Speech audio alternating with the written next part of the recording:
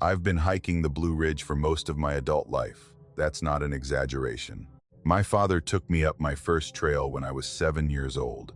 A modest ridge walk in the southern section, nothing technical, just enough elevation to see the valley spread out below us, like a quilt someone had dropped from a great height. I was hooked from that first overlook. Something about the mountains settled into me in a way that nothing else ever has. The scale of them, the indifference of them, the way they make your problems feel exactly as small as they actually are. By the time I was in my 30s, I had hiked most of the accessible Blue Ridge trail systems at least twice. I knew the seasonal changes, how the trail looked in early April, when the redbuds came in, how it smelled in July after an afternoon storm, how the light moved through the canopy in October, when the leaves had thinned enough to let the low autumn sun cut through at angles. I knew which sections flooded in spring and which ones dried out by August. I knew where the reliable water sources were and which ones ran brown after heavy rain. I knew the sounds. That's the part I want you to understand before anything else. I knew what those woods sounded like, and I knew the difference between sounds that belonged there and sounds that didn't. I started that particular hike on a Thursday morning in late September.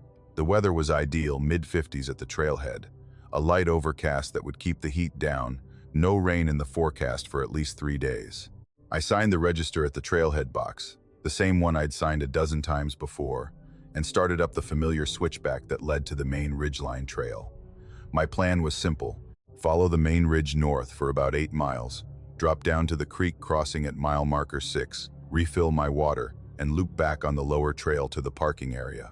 A day hike I'd done in variations, probably 6 or 7 times, nothing ambitious, nothing technical, just a long, quiet day in the mountains. The first 2 hours were exactly what I needed them to be. The overcast held, the temperature stayed comfortable, and the trail was empty enough that I went long stretches without hearing anything but my own footsteps and the occasional bird moving through the canopy above me. There's a section of that trail, just past mile marker 3, where the ridge narrows and you can see down both sides into the valleys below, and I always stop there for a few minutes. I stopped that day too, ate half a granola bar, drank some water, and stood there looking out at the mountains, rolling away to the west, until the cold started to creep through my jacket. Then, I kept moving. I was somewhere between mile marker 4 and 5 when I saw the path. It was on the left side of the trail, cutting into the trees at a slight downward angle, narrow maybe 2 feet across, but clearly defined. The ground had been worn down in a way that suggested regular use. The edges were distinct. This wasn't a game trail or a drainage channel or a place where hikers had stepped off to take a view. It was a path, a deliberate, maintained path that branched off the main trail and disappeared into the trees. I stopped and looked at it for a moment. I pulled out my topo map and checked it against my position. No secondary trail marked in that section. I checked the trail map I downloaded before the hike. Nothing. I looked up and down the main trail in both directions. Empty. I looked back at the path. It was right there, obvious and worn and real, heading down through the trees in a direction I couldn't see the end of. I've read enough incident reports to know that you don't follow unmarked trails alone without telling someone. I know that rule. I've followed it my entire hiking life. But standing there looking at that path, something in me that I can't fully explain decided that it was probably just a shortcut used by locals, maybe a property access trail that predated the park boundaries, or a hunter's route that had been worn in over decades. The Blue Ridge is full of old trails that don't make it onto official maps. I told myself that. I told myself I'd just take a quick look, see where it went, turn back at the first sign it was heading somewhere uninhabited and unmaintained. I followed it for maybe a quarter mile. That's my best estimate. It's hard to judge distance on a trail like that, narrow, slightly downhill, winding enough that you can't see far ahead. The trees on either side were older than the ones near the main trail, larger and more densely spaced, and after the first few hundred feet, the canopy overhead thickened considerably. The light changed. That's the first thing that actually registered as wrong. It was only mid-afternoon, but the light filtering through the canopy had taken on that quality you usually only see in the hour before dusk, dim and directionless, with no clear source. The second thing was the quiet. I've mentioned that I know what those woods sound like. What I mean by that specifically is that a healthy Appalachian forest in late September is not quiet. There are always sounds, the percussion of woodpeckers somewhere up the ridge, the movement of small animals through the leaf litter, the occasional traffic of birds shifting between trees. Wind in the upper canopy has a specific sound, a low and layered hiss that you stop consciously hearing after a while, but that you notice immediately when it stops. It had stopped, all of it. The birds, the wind, the subtle ambient noise of the forest. I was standing in a silence that was not natural. Not the silence of winter, not the silence of a cold snap that had pushed everything underground. A held silence, the kind of silence that feels less like absence and more like attention. I stopped walking.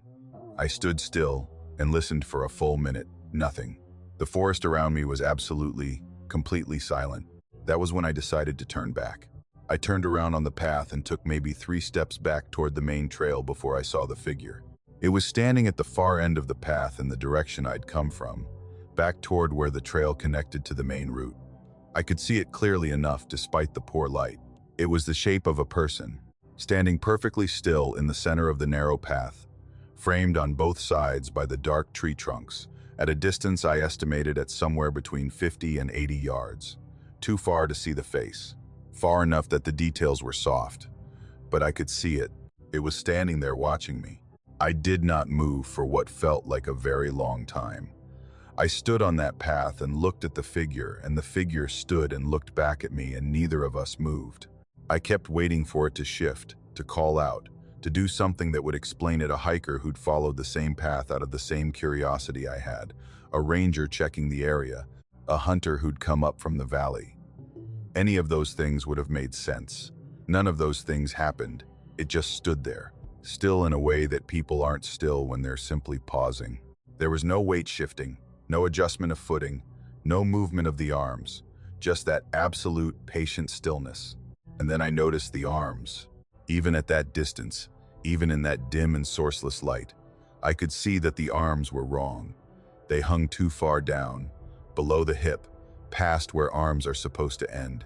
I told myself it was a trick of distance, of light, of my own fear rewriting what I was seeing into something worse than it was. I told myself that. I want to be honest about the fact that I told myself that very deliberately, the way you tell yourself something when part of you already knows it isn't true. I backed away.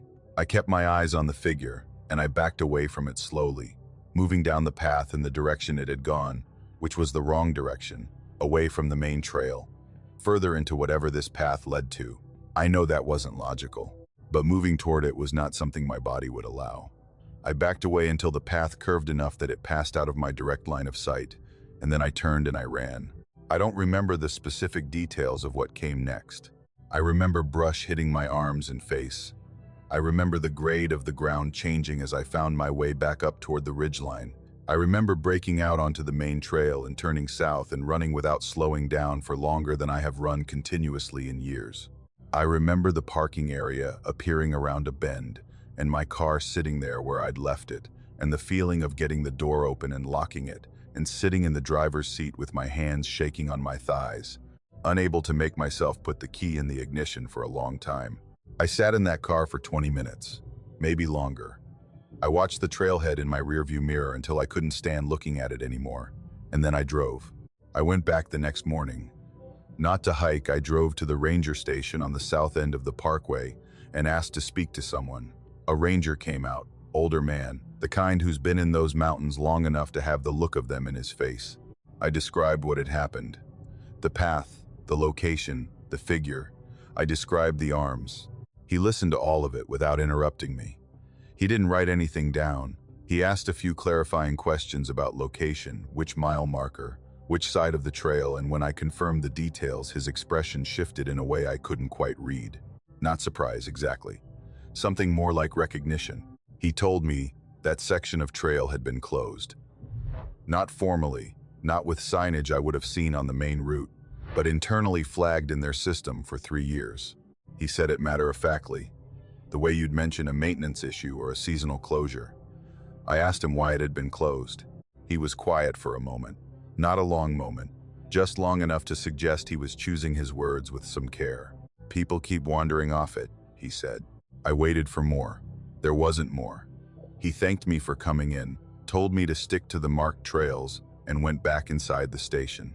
I sat in my car in the ranger station parking lot for a while before I drove home. I've thought about that answer many times since. People keep wandering off it. Not people keep getting lost. Not people keep leaving the trail. Wandering. The specific word for the specific thing that I had done followed a path I had no reason to follow, for no reason I could adequately explain afterward, to a place that was not on any map and not meant to be found. I've thought about what that ranger knew that he didn't say. I've thought about how long those other people wandered before they found their way back, or whether they did. I still hike the Blue Ridge. I want to be clear about that. I'm not someone who lets fear take something I love away from me, and those mountains are as much a part of my life as anything else in it. But I stay on the marked trails now. I stay on them in a way I didn't before, not out of habit or casual compliance, but out of a considered and specific decision every single time I'm out there. And I don't stop to look at unmarked paths, no matter how worn they are, no matter how certain I am that they're probably nothing. I have always been the kind of person who needs to plan things in order to enjoy them. That's not a flaw I'm apologizing for, it's just how I'm built. When I decide to do something, I research it, I prepare for it, I think through the variables until I feel confident in what I'm walking into. So when I say I planned that overnight trip for weeks, I mean I actually planned it. I checked weather patterns going back 3 years for that time of September. I cross-referenced 3 different trail maps against recent hiker reports. I made a gear list and checked it twice, packed and repacked my bag until the weight distribution felt right, and told 2 people, my sister and a friend from work, exactly where I was going, which trail I was starting from, and what time they should expect to hear from me when I came out the other side. I want to establish that because I need you to understand that what happened that night was not the result of carelessness. It was not the result of poor planning or bad judgment or any of the things people assume when they hear a story like this. I did everything right. I was prepared, I was experienced, and I chose a section of trail that I had hiked twice before in daylight and felt completely comfortable with. None of that made any difference. The section of Blue Ridge I'd chosen was one of the quieter ones, not accessible from any of the popular parkway pull-offs, not listed in any of the mainstream hiking guides, not the kind of place that got weekend traffic from casual tourists with day packs and new boots. You had to know it was there, and you had to want to go. The trailhead was a gravel pull-off on a Forest Service road about 4 miles off the main route, and the trail itself was a 9-mile loop that climbed a modest ridge before dropping into a long, sheltered hollow and looping back through a dry creek drainage. I'd done the full loop in a day before. This time I wanted to spend a night in the hollow, cook a real meal, wake up with the mountain, and take the back half of the loop out in the morning. I started at noon, which gave me plenty of time to reach the hollow before dark, even with a comfortable pace. The hike in was everything I'd hoped it would be. The September light was long and gold. The air was cool enough to make the climbing comfortable, and the trail was empty from start to finish.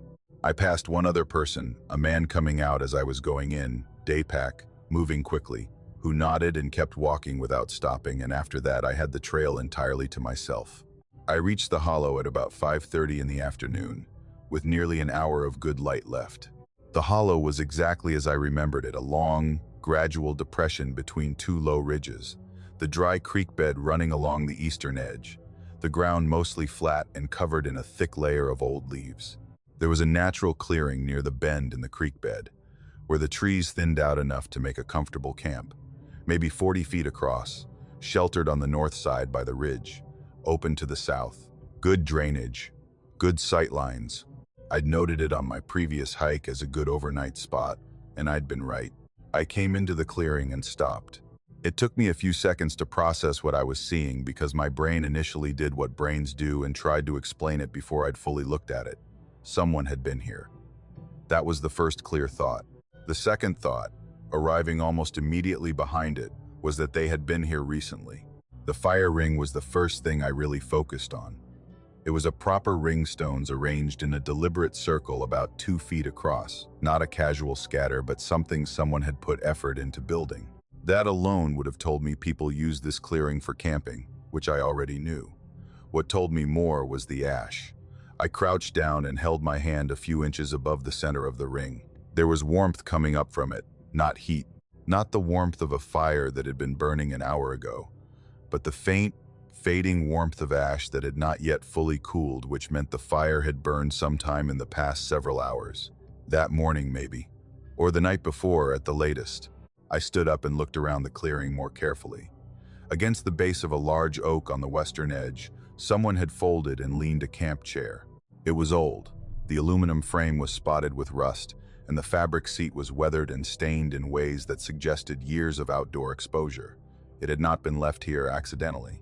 It was folded neatly, deliberately stored against the tree, the way you'd set something aside for later rather than abandon it. And then there was the boot. It was sitting in the approximate center of the clearing, upright, facing outward toward the trail I'd come in on. A single work boot, heavy, leather, well-worn, the kind of boot made for serious outdoor use. Laced, upright, placed, not dropped. Set there with the same deliberateness as the folded chair, the same intentionality that distinguished it from something simply forgotten. I stood in the middle of that clearing for a while and thought about it. I walked the perimeter slowly, looking for anything else I might have missed. There was nothing, no second boot, no pack, no food scraps, no other sign of occupation beyond those three things. I checked the soft ground near the creek bed for footprints.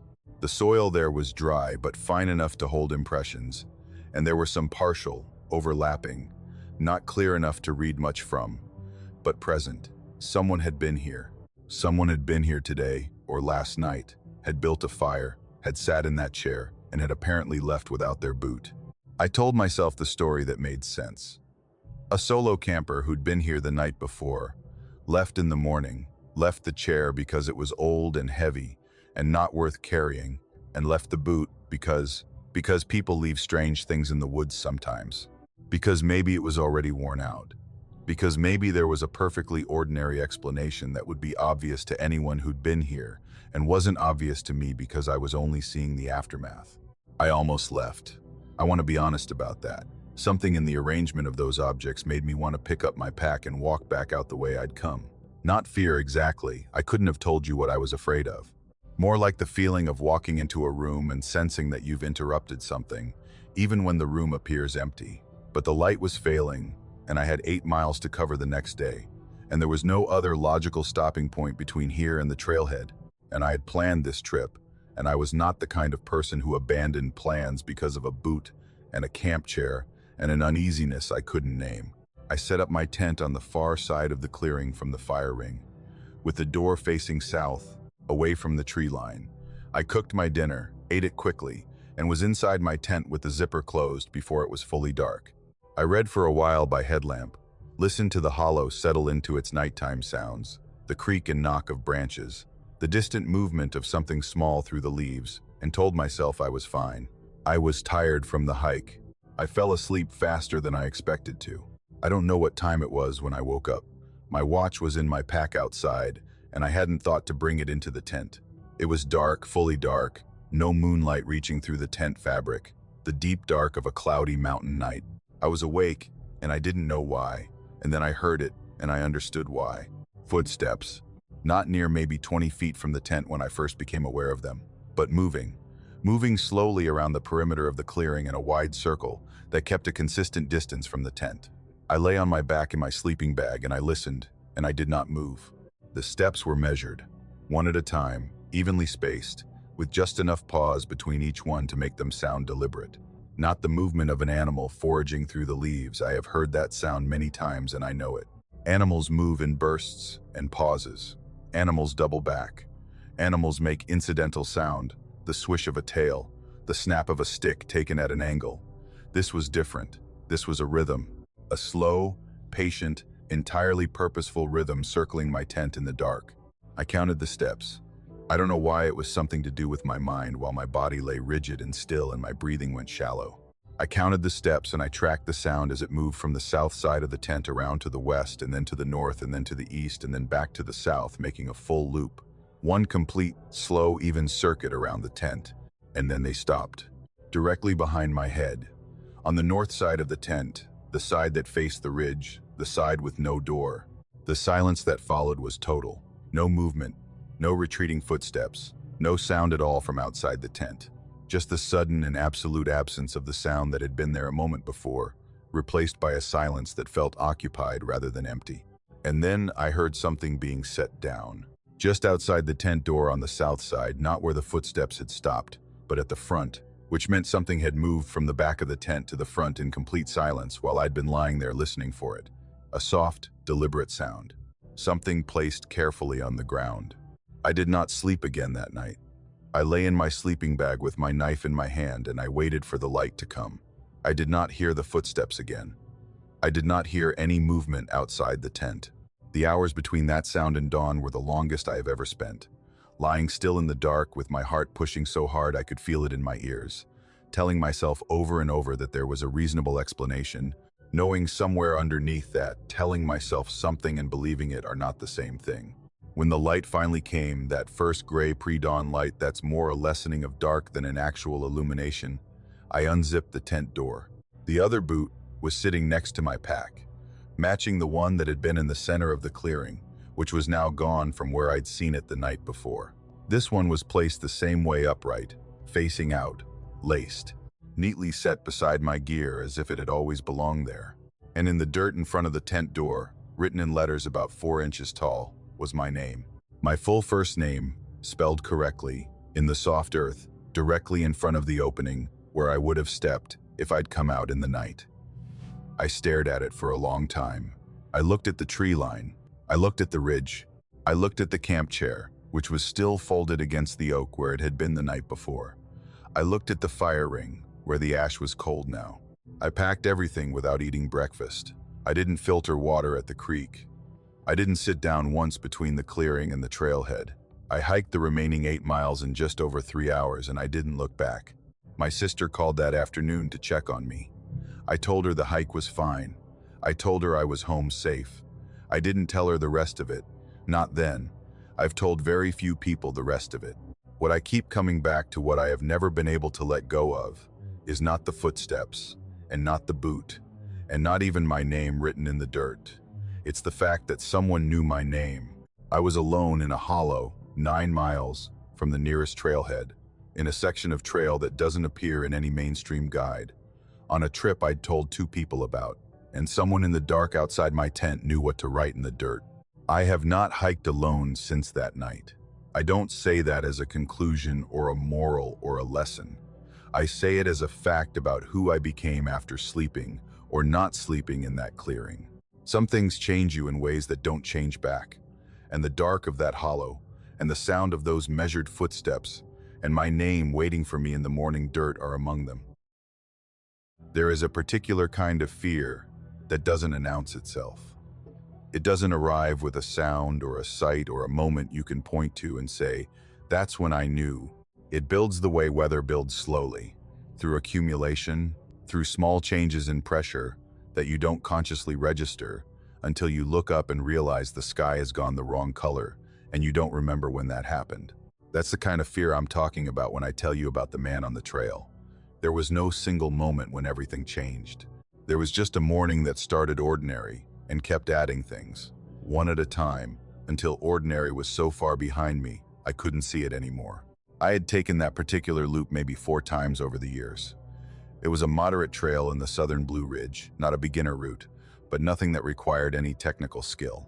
About 11 miles total, with a steady climb in the first third, a long ridgeline walk through open forest in the middle section, and a gradual descent back to the trailhead through a mixed hardwood hollow. The kind of trail that rewards you with good views without making you earn them too painfully. I liked it because it was long enough to feel like a real day out, but not so demanding that I had to be precious about preparation. I'd go on a weekday when the lot was mostly empty, sign in at the register, and have the better part of the trail to myself. That Tuesday in early October was no different in the beginning.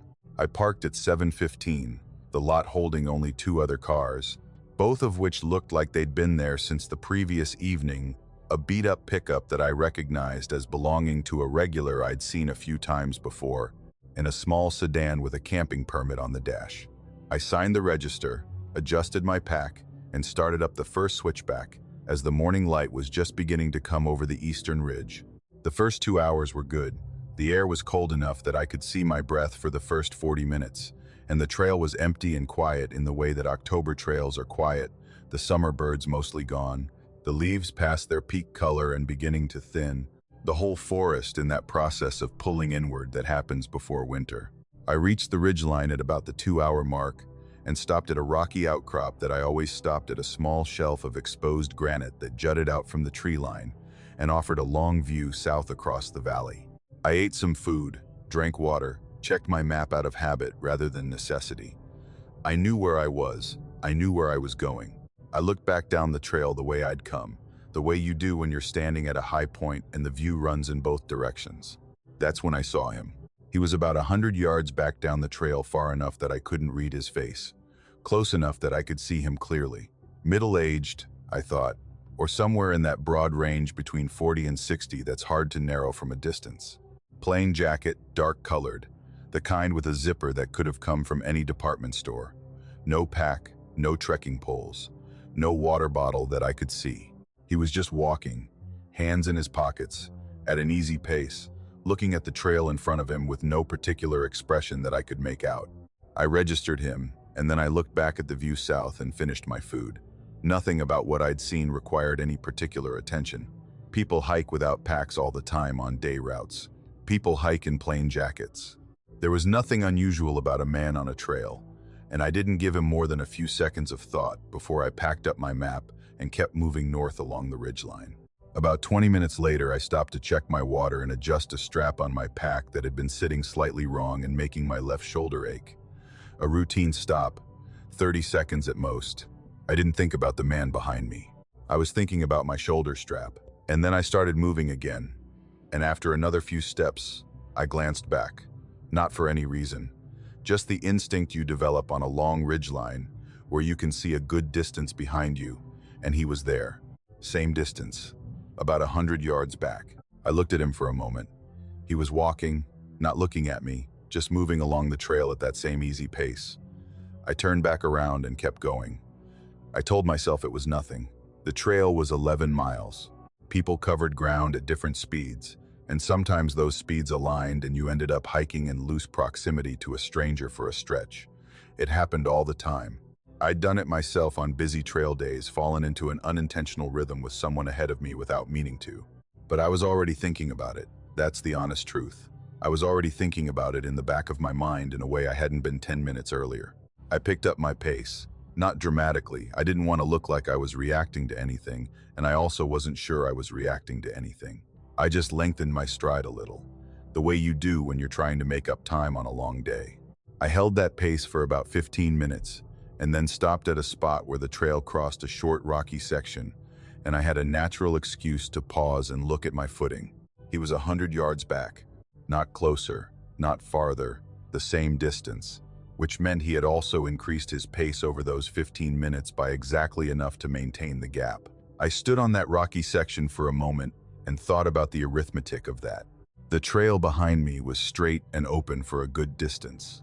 I had been walking faster than I had been before. He had kept pace with me precisely enough that the distance between us hadn't changed at all.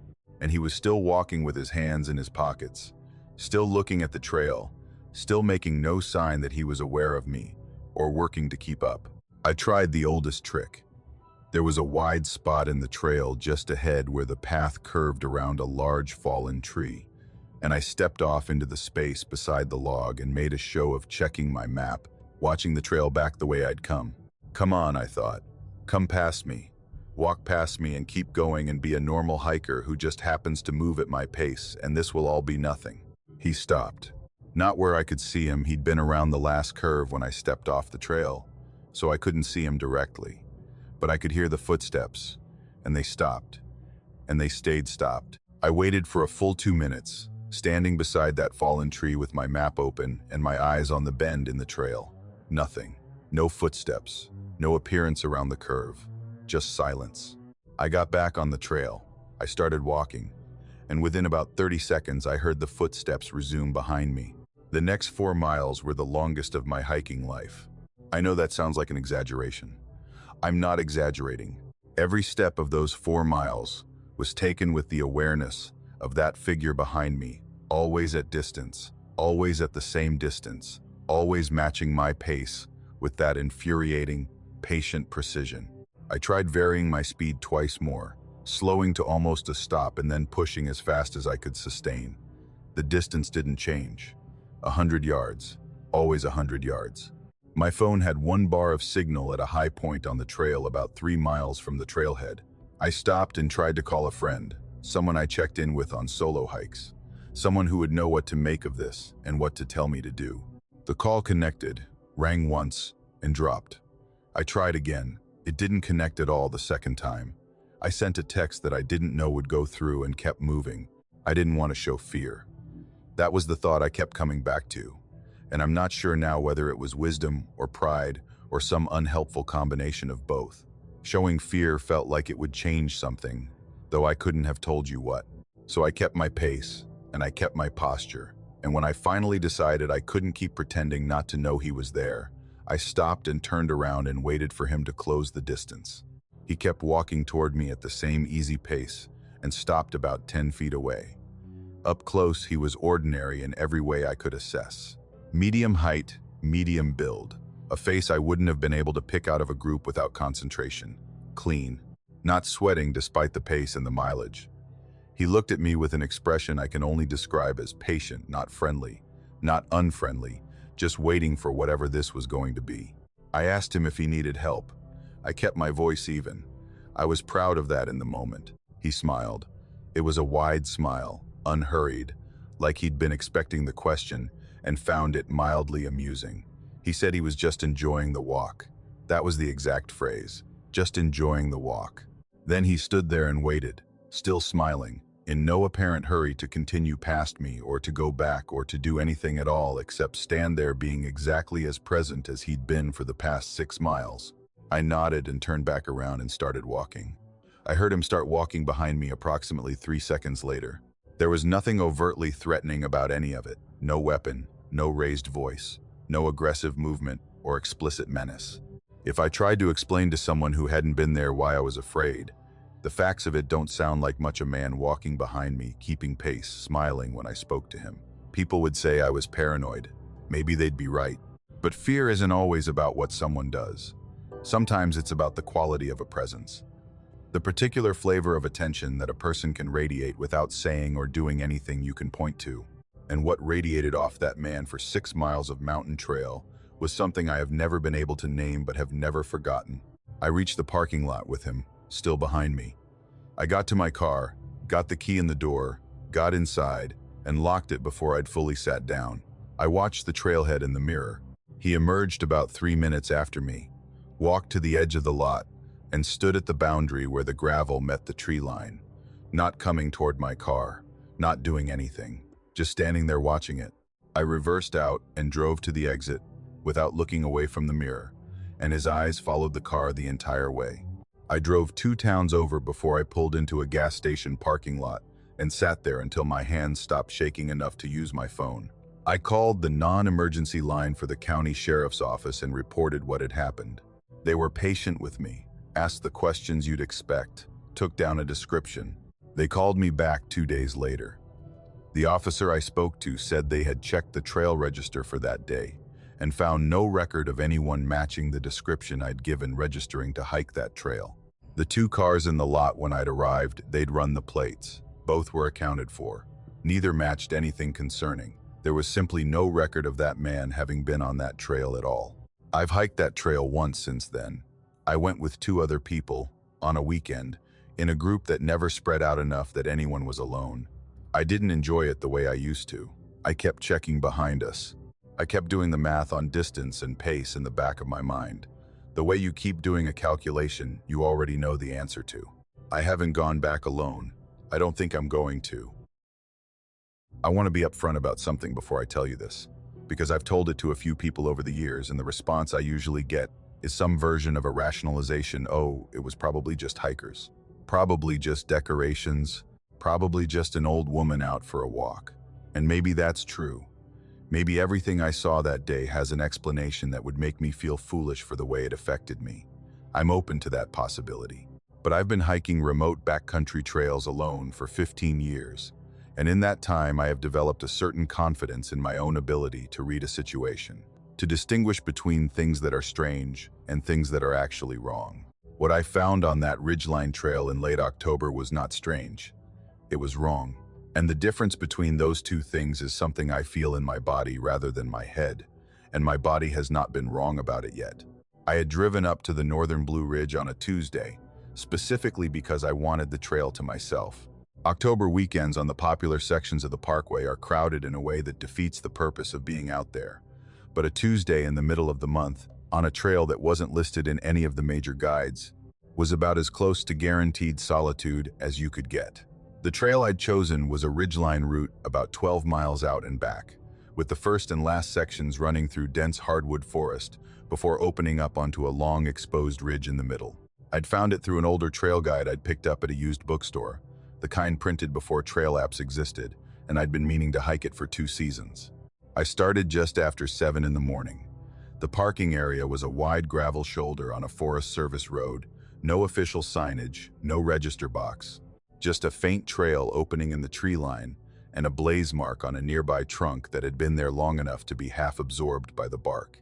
The morning was cold and overcast, the sky a flat, uniform gray that gave the light an even, shadowless quality I've always liked for hiking. No glare, no heat, everything visible in equal measure. I layered up and headed in. The first 3 miles were unremarkable in the best possible way. The trail climbed steadily through mature hardwood forest, the leaves mostly down and gathered in deep drifts on either side of the path, the bare canopy overhead, letting in enough of that gray sky to keep things well lit. I could see a good distance into the trees in all directions. The forest was open and airy in the way that October forests are all the summer undergrowth dead back, the visibility that had been 10 feet in July now extending 60 or 80 feet through the bare trunks. I felt good. I felt that particular ease that comes from being alone in the woods on a weekday when the rest of the world is somewhere doing something else. The first one was easy to miss. I almost did miss it. It was hanging from a low branch on the left side of the trail, about 4 miles in a small bundle of sticks, maybe 6 inches long, tied together with dark cord in a rough cross shape, the kind of thing you could walk past 100 times and never register. I noticed it because a slight movement caught my eye, the bundle swaying almost imperceptibly in air that I couldn't feel moving. I looked at it for a moment. Trail marker, I thought. Some hikers used natural materials to mark routes or waypoints, and it wasn't unusual to find handmade markers on unmaintained trails. I kept walking. 50 yards further, there were 2 more. These were on opposite sides of the trail, hung at roughly the same height, made from the same kind of dark cord, still small, still simple, still easy to explain. But I noticed them in a way I hadn't noticed the first one, with a slightly different quality of attention. Another 100 yards, and they were on both sides of the trail continuously, not clustered, but spaced. Every 20 or 30 feet, alternating sides, bundles of sticks, strips of dark fabric knotted around branches, small gatherings of dried plant material tied into rough shapes I didn't have names for. None of it was large. None of it was immediately alarming. But the consistency of it, the regularity of the spacing, the way it lined the trail on both sides, like something marking a boundary or a passage, that was when my attention shifted from casual to careful. I kept walking because the alternative was turning around and covering the same 4 miles I'd just come through, and I told myself I was being irrational. Folk art, I thought. Trail decoration. Somebody's project. People did strange things in remote places for reasons that made sense to them and would make sense to me if I knew the context. The Blue Ridge was full of old traditions and older beliefs, and what looked strange to an outsider often had roots going back generations. I was an outsider here. I reminded myself of that and kept moving. By mile 5, the objects had grown larger, and the arrangement had become more deliberate. What had been single bundles were now grouped constructions, several sticks bound together in shapes that suggested forms without being explicit about them, hung alongside strips of material that I was now close enough to identify as cloth, old cloth, faded and weathered in ways that suggested it had been out here through at least one full cycle of seasons. Some of the branches directly over the trail had multiple objects hanging from them, swaying gently in a wind I still couldn't feel at ground level. The trail was narrow enough that I was walking directly beneath some of them. Mile 6 was different in degree rather than kind, but the degree was enough to stop me in my tracks. The trees on both sides of the trail for the next half mile were draped with what I can only describe as installations. Entire lower branches covered in hanging objects, bundles of what were clearly animal bones. Small ones, bird or rodent, stripped clean and dry, tied together with cord, and hung alongside clusters of dried herbs and grasses that I didn't recognize. The shapes bound together from sticks had grown more complex, suggesting human forms in the loose, abstract way that a scarecrow suggests a human form without committing to it. The cord used throughout was the same dark material, and up close I could see it wasn't store-bought twine but something hand-twisted, irregular in thickness, the kind of cord someone had made rather than purchased. The smell hit me at the same time the visual did. It was sharp and medicinal, and deeply organic dried herbs, and something underneath them that was darker and more animal. The smell of things that had been outside through heat and rain and cold. Not a rotting smell, an old smell. A smell that belonged to processes I didn't understand and wasn't sure I wanted to.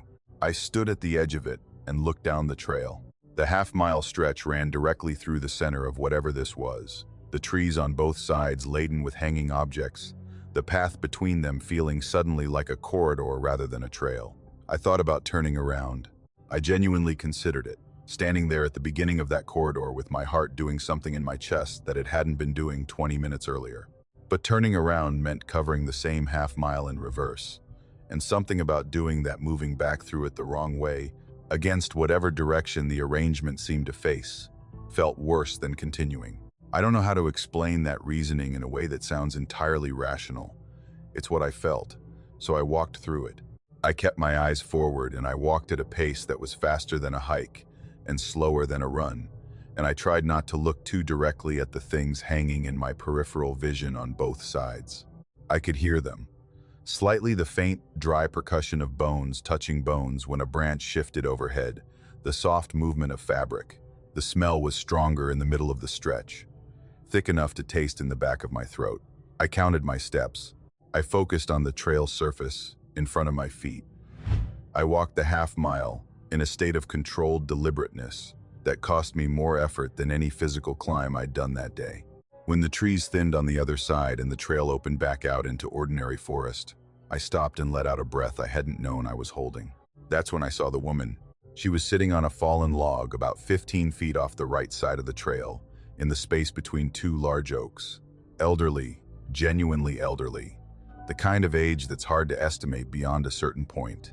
Small, dressed in dark layers that suited the cold, her hands resting in her lap with the relaxed stillness of someone who had been sitting quietly for a long time before I arrived. She was looking directly at me.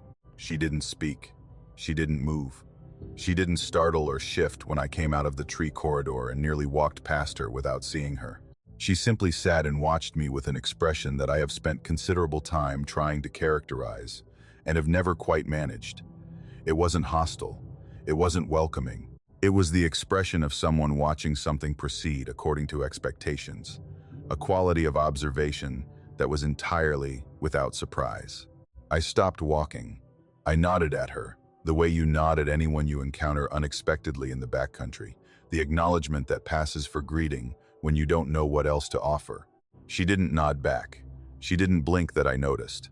She just watched me with those calm, dark eyes and said nothing and did nothing. And after a moment that lasted much longer than it should have, I started walking again. I looked back twice. Both times she was still sitting there, still watching the trail, still completely motionless. The second time I looked back, she was far enough away that I couldn't read her expression anymore, just her shape against the pale trunks of the oaks, upright and still as something that had grown there. I covered the last 3 miles to the trailhead faster than I have ever covered any 3 miles on any trail in my life. Not running, I wouldn't let myself run, but moving at the edge of what can be called walking, my pack bouncing, my breathing ragged, my eyes checking the tree line on both sides at intervals I couldn't control. I reached the gravel shoulder in my car and got inside and sat there with the doors locked and the engine running, staring at the trail opening in the tree line. I've tried to research what I saw on that trail, the construction of it, the materials, the arrangement. I've read about Appalachian folk traditions and older mountain practices that predate the communities that eventually settled the ridge. I've found things that are adjacent to what I saw, practices involving bundled herbs and hanging objects that go back generations in mountain culture, protective and ritual in nature, rooted in beliefs that were old before the country was a country. I don't know exactly what tradition what I walk through belongs to, and I'm not sure the category matters. What I know is that an elderly woman was sitting at the far end of it, in the cold, alone, on a Tuesday in October, on a trail that doesn't appear in any current guide, watching the passage through something she had either made or tended or both. And when I passed through it, through her corridor, past her objects, under her hanging bones and herbs and shapes, she watched me go without a word, with the patience of someone who had watched many things pass through, and expected to watch many more. I have not gone back to that trail. I don't have any plans to go back. Some places, I've come to understand, are not maintained for visitors. Some things hanging in the trees are not meant to be walked past and forgotten. And some silences, when offered by someone sitting alone in the cold woods watching you with calm and patient eyes, are not an absence of communication. They're an answer to a question you didn't know you'd asked. The second day of a long solo section hike has a particular quality that I've never been able to fully describe to someone who hasn't done it. The first day is all logistics and adjustment, finding your pace, getting the weight of the pack settled into your body, working through the mental noise you carried in from the parking lot. By the second morning, that noise is gone. You've slept on the ground, you've eaten trail food, you've covered enough miles that your legs have remembered what they're for. The world outside the trail has receded to a place that feels genuinely distant, not just physically, but in some harder-to-name way, like a frequency you've tuned out. You stop thinking about what you left behind. You start thinking only about what's in front of you, the next water source, the next elevation change, the quality of light through the canopy, the sound the leaves make under your feet. It's the closest thing to pure presence I've ever found, and it's the reason I keep going back. I was 2 days into a 6-day section hike through a stretch of the Blue Ridge that I'd been planning for most of that summer. Not a heavily trafficked section far enough from the popular overlooks and parkway access points that the trail thinned out to the kind of quiet you only get on routes that require genuine commitment to reach. I'd passed a handful of other hikers on day one, exchanged the brief nods and trail pleasantries that long-distance hikers exchange, and then the trail had emptied out and stayed empty. By the morning of day 2, I had not seen another person in nearly 18 hours, which was exactly what I'd wanted. The morning was overcast and cool, the trail still damp from overnight condensation, the forest on both sides dense and dark, in the way that Blue Ridge forest gets dense in the deep sections, rhododendron and mountain laurel pressing in close, the canopy overhead thick enough to keep the light dim even at mid-morning. I was moving well, better than the day before, the pack sitting right on my hips, my breathing even, and controlled on the climbs. I had 12 miles planned for the day. I was thinking about water, about the creek crossing I expected around mile 7, about whether the clouds would clear by afternoon. I almost walked directly into him. He was sitting against a tree on the right side of the trail, back against the trunk, legs stretched out in front of him across the path, completely still. The trail curved just before him, and the rhododendron on both sides was thick enough that I didn't see him until I was 10 feet away and already committed to the step. I pulled up short, and my heart lurched in the way it does when the unexpected happens before your mind has time to classify it. Then I classified it, and the lurch didn't entirely go away. He was a man, somewhere in a middle range of age that was hard to pin more precisely because of the condition he was in. And the condition he was in was not good. His clothes, hiking clothes once, I thought, though it was hard to be sure, were filthy in a way that went beyond trail dirt. Filthy in the way of things that have been worn continuously through weather and exertion and sleep without ever being cleaned or changed. His jacket was torn at both shoulders, not the clean tiers of fabric catching on branches, but the ragged deterioration of material that had simply given out over time. His pants were similarly compromised. His boots, laced work boots, not trail shoes, were falling apart in a specific way. I've only seen on footwear that has been wet and dried and wet again too many times. The soles beginning to separate from the uppers along the edges. The leather cracked and stained beyond what any conditioner could have helped. He was thin, Not hiker thin, which is a specific kind of lean that comes from sustained physical effort and can actually look healthy. This was the thinness of someone who had not been eating enough for long enough, that their body had started reclaiming itself. The angles of his face too pronounced, the tendons in his hands too visible. He held himself with the unguarded looseness of someone who had stopped caring about posture, which told me something about how long he'd been sitting where he was. But his eyes were clear. That was the thing I noticed when he looked up at me, slowly, without alarm, without the disorientation you'd expect from someone in his physical state. His eyes were clear and focused and entirely present, and they looked at me with a quiet patience that didn't fit the rest of what I was seeing. I asked him if he was all right. It was a reflex, what you say when you come upon something that isn't obviously an emergency but clearly isn't normal. He looked at me for a moment before answering, in the unhurried way of someone who had stopped measuring time in the units most people use. He said he'd been out in the mountains for 3 weeks. I asked if he needed help. He said no. I asked if he was lost. He looked at me with what I can only describe as mild amusement at the question and said no, he wasn't lost. He said he just hadn't felt like leaving yet. I stood there on the trail looking at him, and he sat against his tree, looking back at me, and neither of us spoke for a moment. I was trying to reconcile what I was hearing with what I was seeing.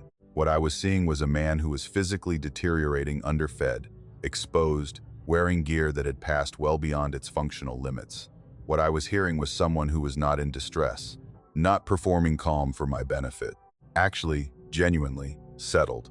The way a person is settled when they are exactly where they want to be and have been there long enough that the wanting and the being have merged into something they don't need to think about anymore. I asked when he'd last eaten. He thought about it with the vagueness of someone for whom meals had become irregular enough to lose their anchoring function in a day. He said yesterday. Maybe. He said it without concern. I took off my pack and opened it, and pulled out what I could spare reasonably. Some bars, a bag of nuts, some dried fruit. I held it out to him. He accepted it without effusive gratitude, without the excessive thankfulness that people perform when they know they're supposed to feel grateful. He just took it and looked at it and set it beside him, like he was filing it for later consideration rather than responding to hunger. I asked him about resupply. He said he hadn't brought any. I asked about a map. He said he didn't have one. A phone? He shook his head once, slowly. Emergency beacon? The same slow shake. He had come into the mountains with what he was wearing and what he could carry, and he had been here for 3 weeks. And the mountains had apparently sustained him, in ways I couldn't fully account for by looking at him, because he was still here, still coherent, still looking at me with those clear and patient eyes. I crouched down to his level, because standing over someone on the ground while talking to them has always felt wrong to me. I asked him where he'd come in from.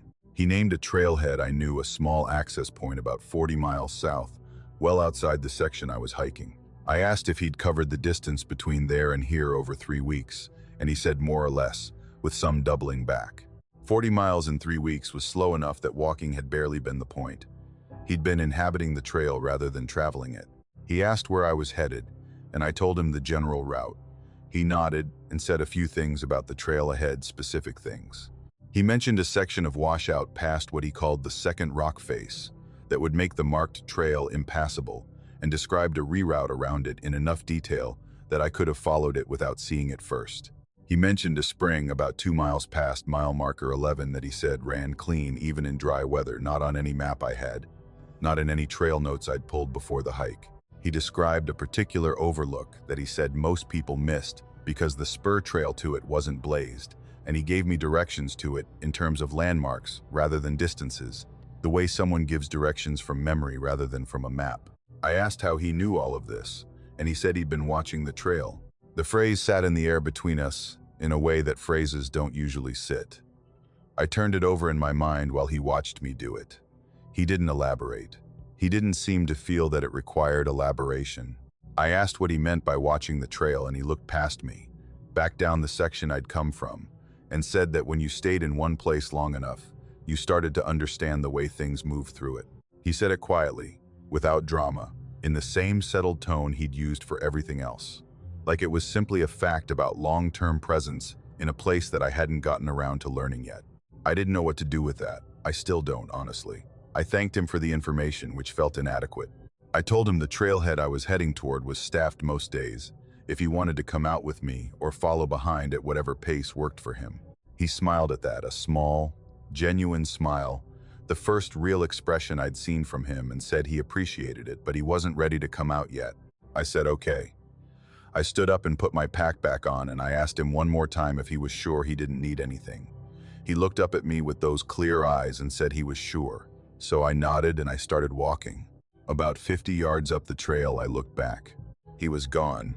Not gone in the sense that the trail had curved and taken him out of my sightline.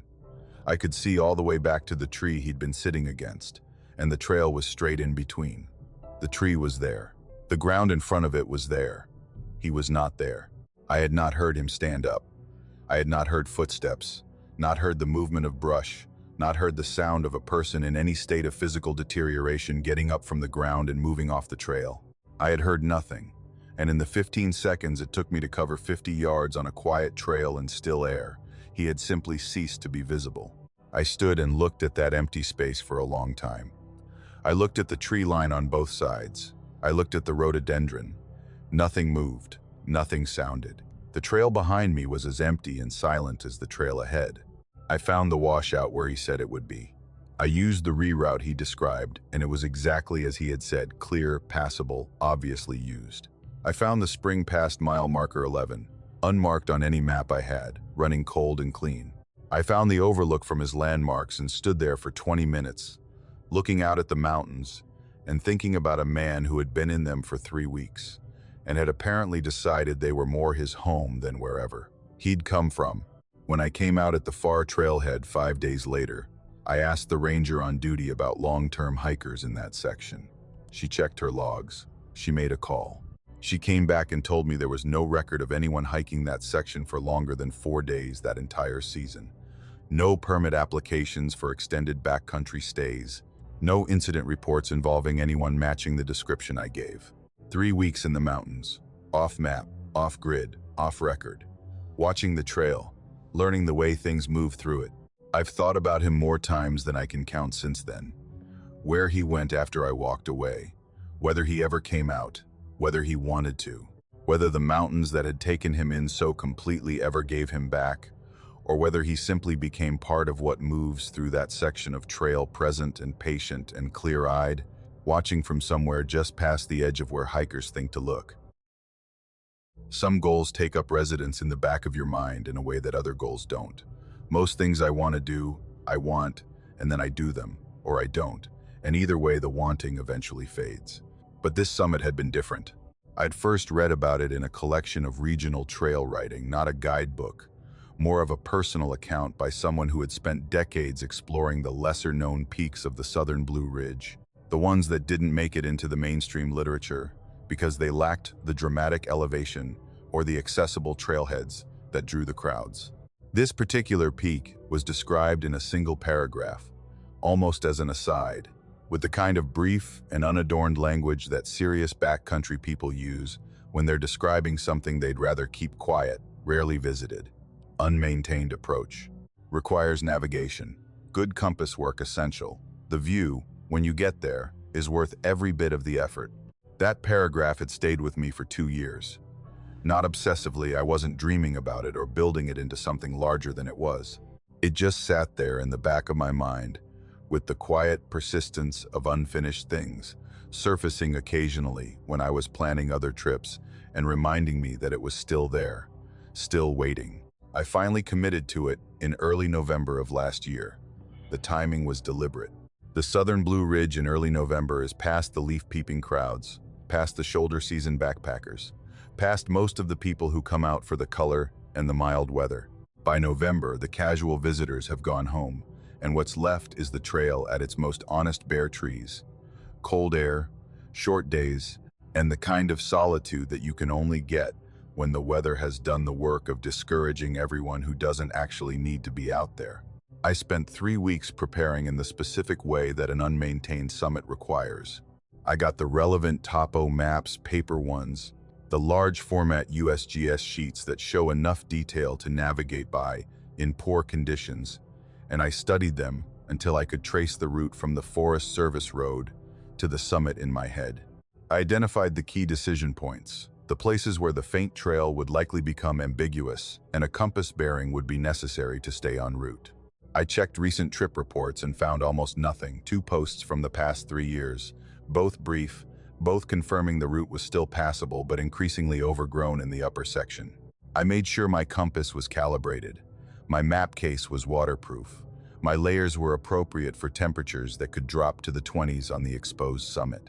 I drove up the night before and slept in my car at the Forest Service road pull-off, which put me at the trailhead at first light without the 2-hour drive in the dark. The morning was cold in the high 20s when I woke up. The windows of my car frosted on the inside from my own breath overnight. I ate in the car with the heater running, checked my pack, checked my map, and started up the trail as the sky was just beginning to lighten in the east. The lower section of the approach was straightforward, an old logging road, long decommissioned, that climbed steadily through second-growth forest for the first 2 miles. The road surface was still visible as a slightly cleared corridor through the trees, wide enough that navigation wasn't an issue. My breath made clouds in the cold air, and the frost on the leaf litter crunched softly under my boots, and the sky went from black to gray to a pale and diffuse white as the sun came up somewhere behind the overcast. It was a good morning, a quiet morning, the kind of morning that reminds you why you do this. The old road ended at a collapsed fence line around mile 2, and from there the actual trail, such as it was, began. Faint would be an understatement. In the summer, with the undergrowth fully leafed out, I suspect it would be nearly invisible. In November, with everything stripped back, I could make it out as a slight depression in the leaf litter, a subtle corridor between the trees that my eyes could follow if I paid attention. I took a compass bearing at the fence line, confirmed it against the topo, and started up. The upper section of any unmaintained approach has a specific quality of effort that maintained trails don't require. It's not just physical, it's cognitive. You're navigating constantly, checking the bearing, reading the terrain against the contour lines on the map, making small decisions every 100 feet about whether the route you're on still makes sense or whether you've drifted off and need to correct. It takes up a certain amount of mental bandwidth that a blazed trail leaves free, and the result is a kind of focused presence that I actually enjoy despite the difficulty. You can't drift, you have to stay with it. I reached the summit at 11:40 in the morning after 4.5 hours of hiking. The peak announced itself, the way small southern Blue Ridge summits often do, not with drama, not with a sudden opening, but gradually, the trees thinning and shortening, and the rock beginning to show through the thin soil until I was walking on exposed granite and could see the sky in all directions. The summit itself was a broad, flat shelf of rock maybe 30 feet across, oriented north to south, with a view to the west that opened across 3 ridges of folded mountain disappearing into the haze.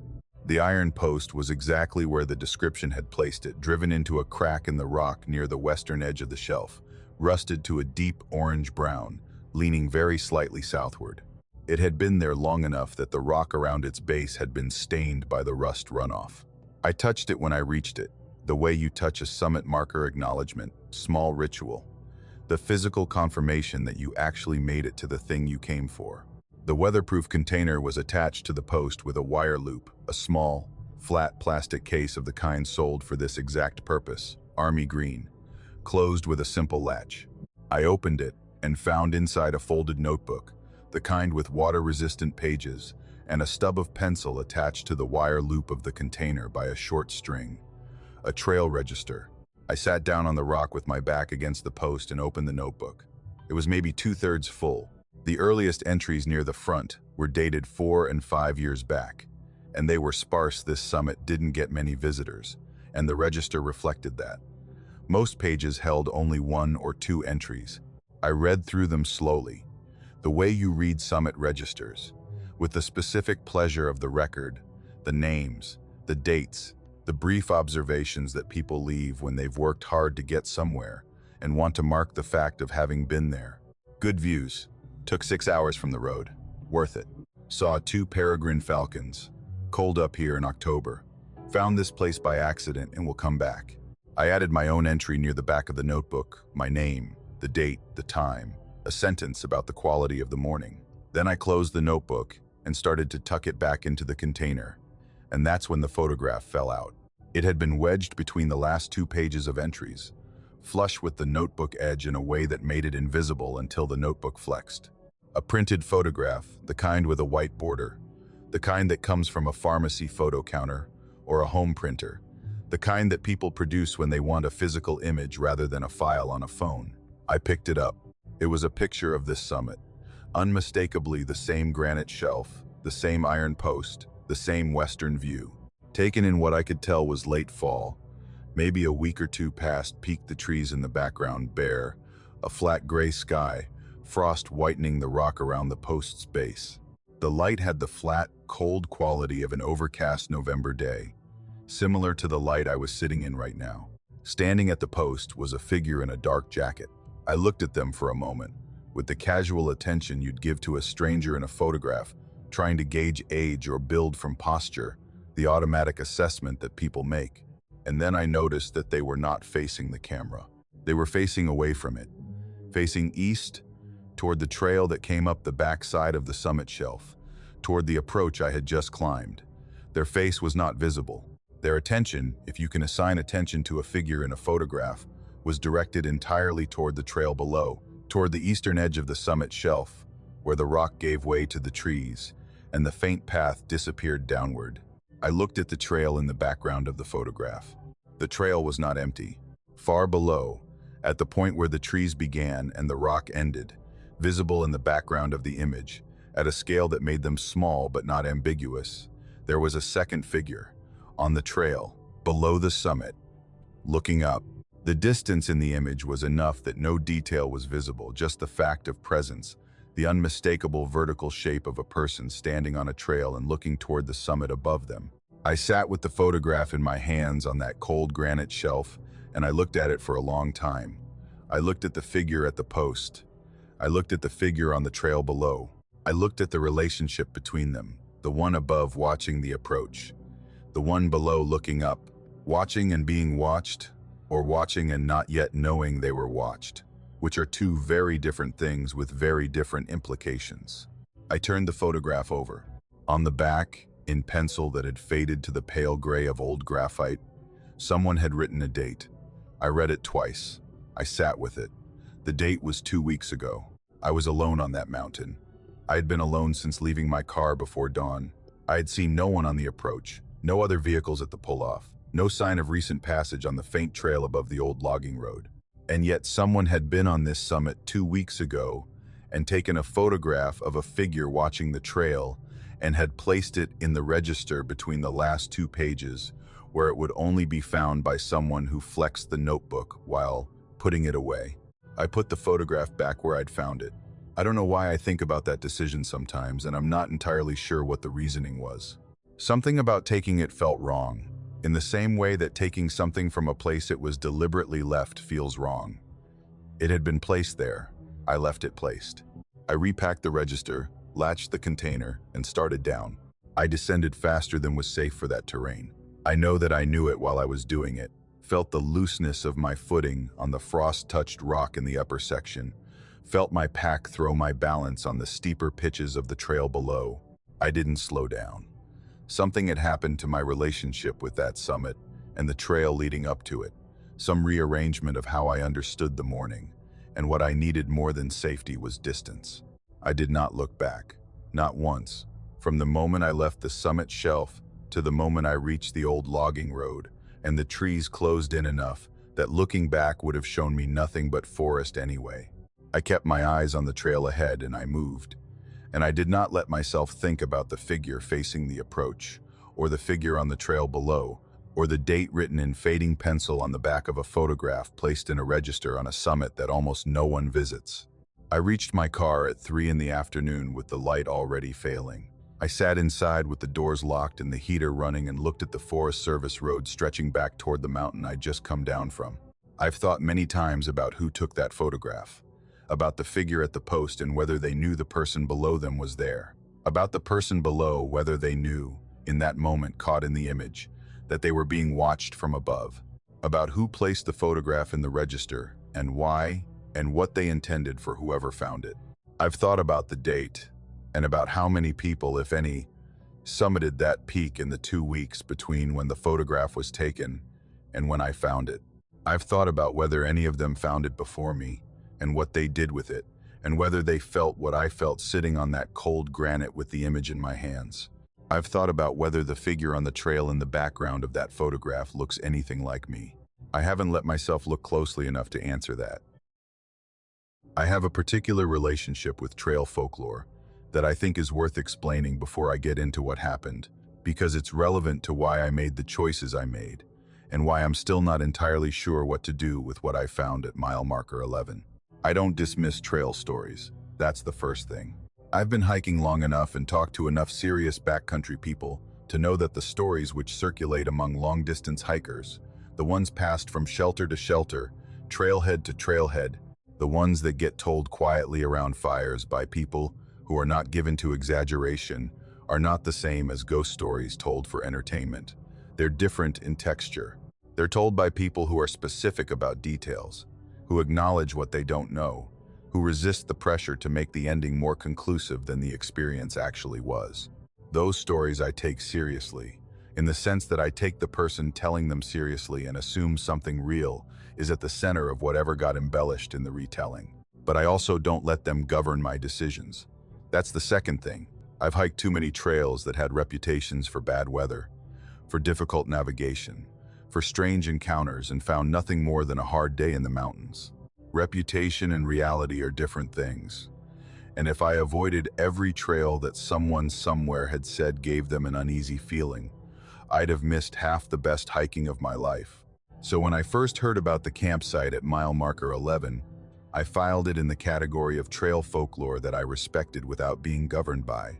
I'd heard about it from two separate people over the course of about 2 years, not in the same conversation, not on the same trail, which gave it more weight than if it had come from a single source. Both times the account was similar in its vagueness.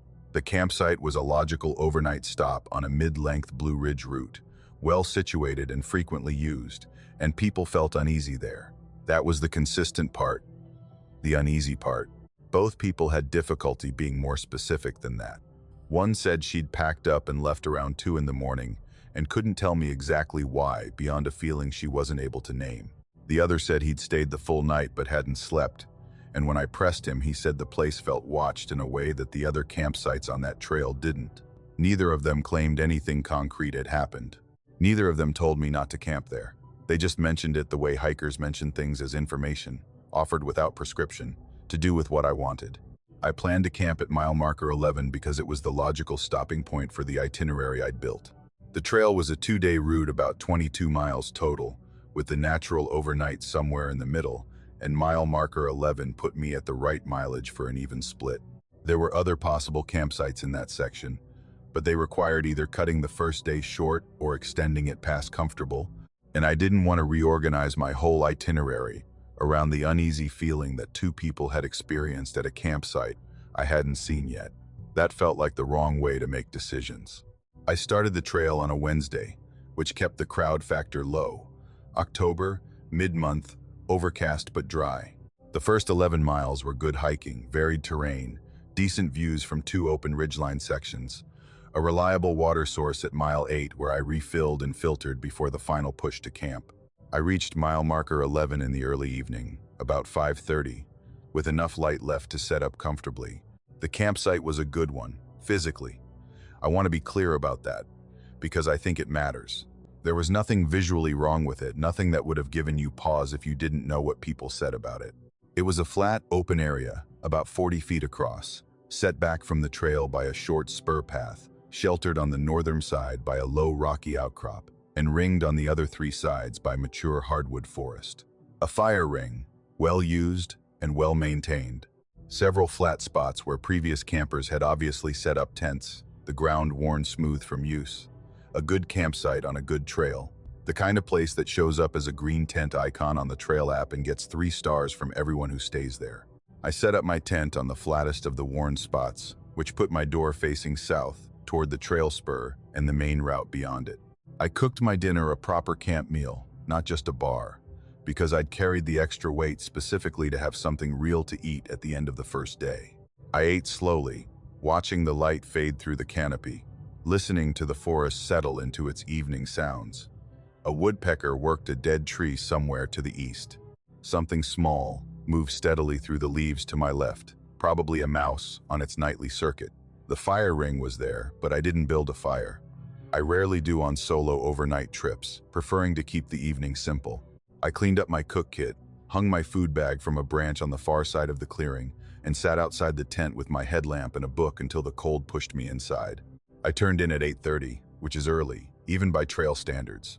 But 11 miles of hiking with a full pack earns an early night. I lay in my sleeping bag and listened to the forest and felt my legs begin the slow, deep ache that comes from the first serious day of a backpacking trip, and is somehow pleasant in the specific way that earned discomfort is pleasant. I was asleep within 20 minutes. I don't know what woke me, that's the honest answer. There was no sound that I can identify, no movement I felt through the ground, no specific stimulus I can point to.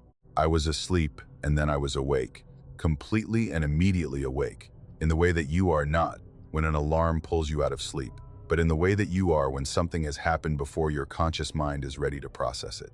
Alert, heart already moving faster than sleep pace, eyes open in the dark of the tent. The feeling was immediate and total. I was not alone. I want to be precise about this because I think the precision matters. It was not the vague, ambient unease of a strange place at night.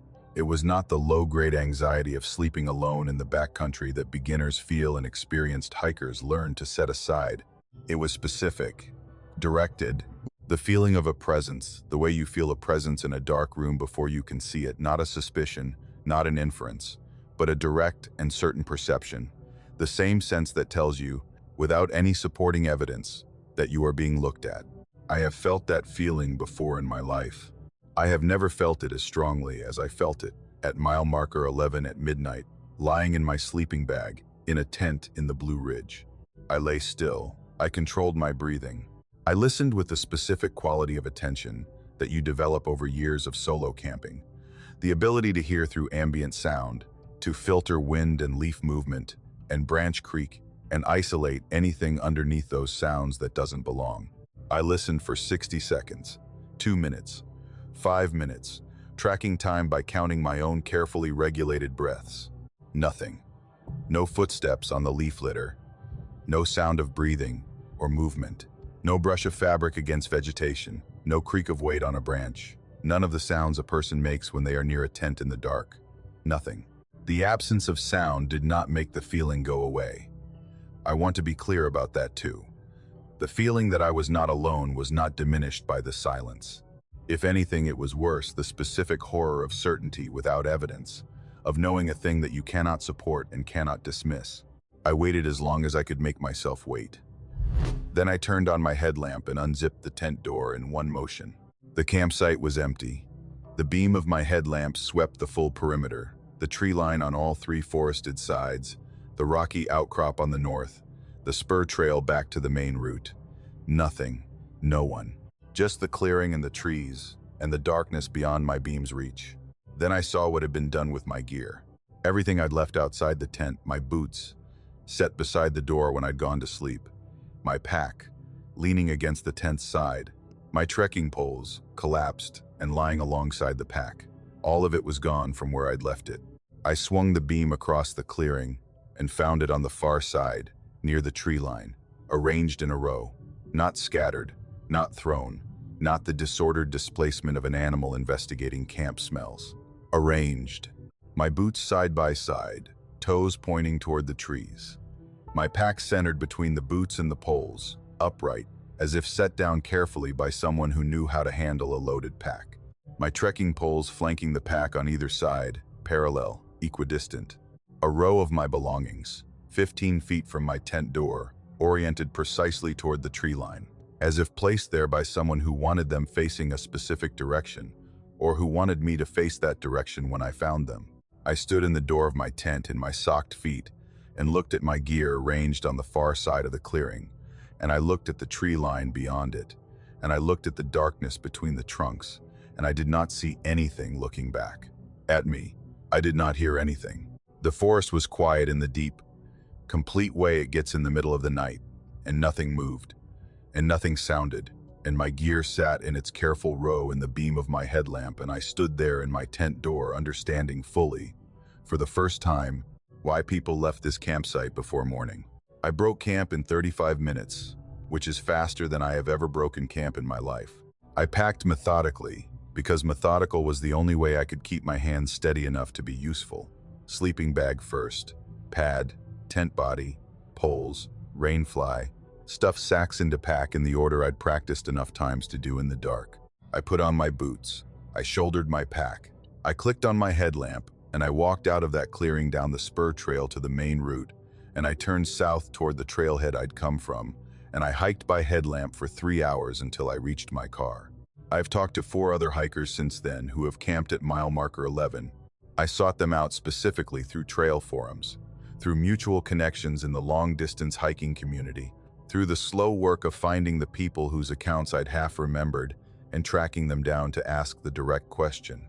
All 4 of them left before morning. 2 of them described the same thing. I found gear moved, arranged, placed with a deliberateness that ruled out animals and wind and the ordinary explanations. One of them described the same feeling of waking, the same certainty of presence, the same silence that refused to explain it. The 4th wouldn't tell me what had happened specifically. She just said she didn't go back, and the way she said it closed the subject. I've thought about what connects those accounts, what the consistent element is across 5 different people on 5 different nights spread across I don't know how many years. The moved gear, the feeling, the leaving before dawn, all of it converging on a clearing at mile marker 11 that looks, in the daylight, like a perfectly ordinary campsite on a perfectly ordinary trail. I don't have a conclusion. I've stopped looking for one. Some things in those mountains don't resolve into explanations, and spending too much effort trying to make them do so starts to feel like a mistake, like pushing on a door that was left closed for a reason. What I have instead is the memory of standing in my tent door at 1 in the morning looking at my belongings arranged in a row in the beam of my headlamp, and the absolute, unshakable certainty, still present now years later, that I was not alone in that clearing. Whatever was there with me, it never made a sound. It never let me see it. It just moved my things and pointed them toward the trees and waited to see what I would do. I left. I think that was the right answer. I think leaving, quickly and without looking back, is the right answer to a great many things in those mountains that you don't fully understand. Some questions are better carried home unanswered than pressed to their conclusion in the dark. I've been doing early starts on trail for so long that it doesn't feel like a choice anymore, it's just how I hike. The alarm goes off at 3:30, and I'm already half awake, already running through the checklist in my head before my feet hit the floor. Boots laced by 3:50, car keys, headlamp, packed by the door the night before. Driving the approach road in the dark, with the windows down because cold air keeps me sharper than coffee on those early miles of blacktop before the trailhead. There's a version of the world that exists between 3 and 5 in the morning that most people never see. And after years of early starts, I've come to feel something close to ownership of it, not literally. Not in any way I'd try to explain to someone who sleeps until 7, but in the way that regular presence in a place creates a kind of intimacy with it. Those hours belong to me in a way that felt earned. I want to say that up front because it's relevant to why what happened unsettled me as deeply as it did. This was not my first dark start. This was not my first solo pre-dawn hike, or my first time moving through Blue Ridge Forest by headlamp before the rest of the world was awake. I was not jumpy or inexperienced, or prone to frightening myself with shadows and sounds. I knew that environment. I was comfortable in it, in the specific, practiced way that comes from having repeated an experience enough times that it stops being foreign. Which means that when something was wrong, I knew it was wrong, and I can't explain it away as the nerves of someone unfamiliar with the dark. The trail I was on that morning was a moderate out and back in the central Blue Ridge, about 14 miles round trip, with a long ridgeline section in the middle that I'd been wanting to catch at sunrise for 2 seasons. The timing required an early start to hit the ridge at first light, which put me at the trailhead at 4 in the morning, in the full dark of a late October night, with a headlamp and a temperature in the upper 30s, and the trail entirely to myself in the way I preferred it. The first 40 minutes were exactly right.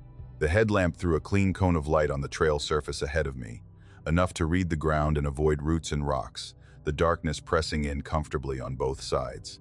The forest at that hour has a quality of stillness, that's different from the stillness of any other time, heavier, more absolute, as if the trees themselves have gone somewhere overnight and left only their shapes behind.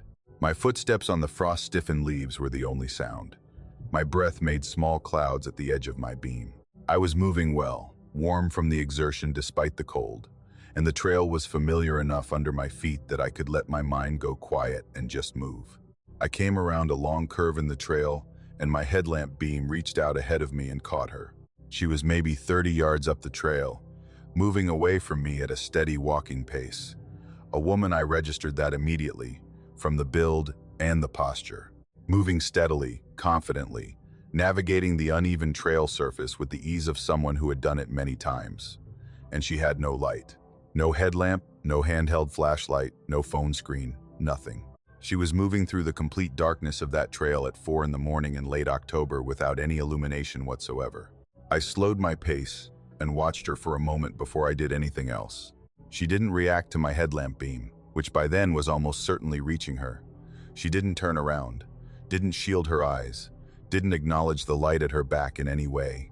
She just kept moving at that same even pace, following the curve of the trail with a certainty that didn't require being able to see it. I've met hikers who don't use headlamps in the dark. It's uncommon but not unheard of. People with exceptional night vision, or people who have hiked a particular trail so many times that they've essentially memorized it and can navigate by feel and memory on nights with enough ambient light. I've done it myself, on familiar trails under a full moon. I filed her under that category and kept walking, and within a few minutes, I'd closed the distance enough that it felt strange not to say something. I said good morning. She turned her head toward me without breaking stride and said good morning back, and in the wash of my headlamp beam, I got my first real look at her. Young mid-20s was my impression, though I was working from a brief sideways glimpse. Dressed in what struck me immediately as too light for the temperature, a thin long-sleeve base layer, lightweight pants, trail runners without gaiters, no jacket that I could see, no pack, just a small belt pouch, the kind of layering you'd choose for a summer morning, not late October in the upper 30s. I registered that and set it aside in the same folder as the no headlamp observation. Strange, but not impossible. Maybe she ran hot. Maybe she was moving fast enough to stay warm.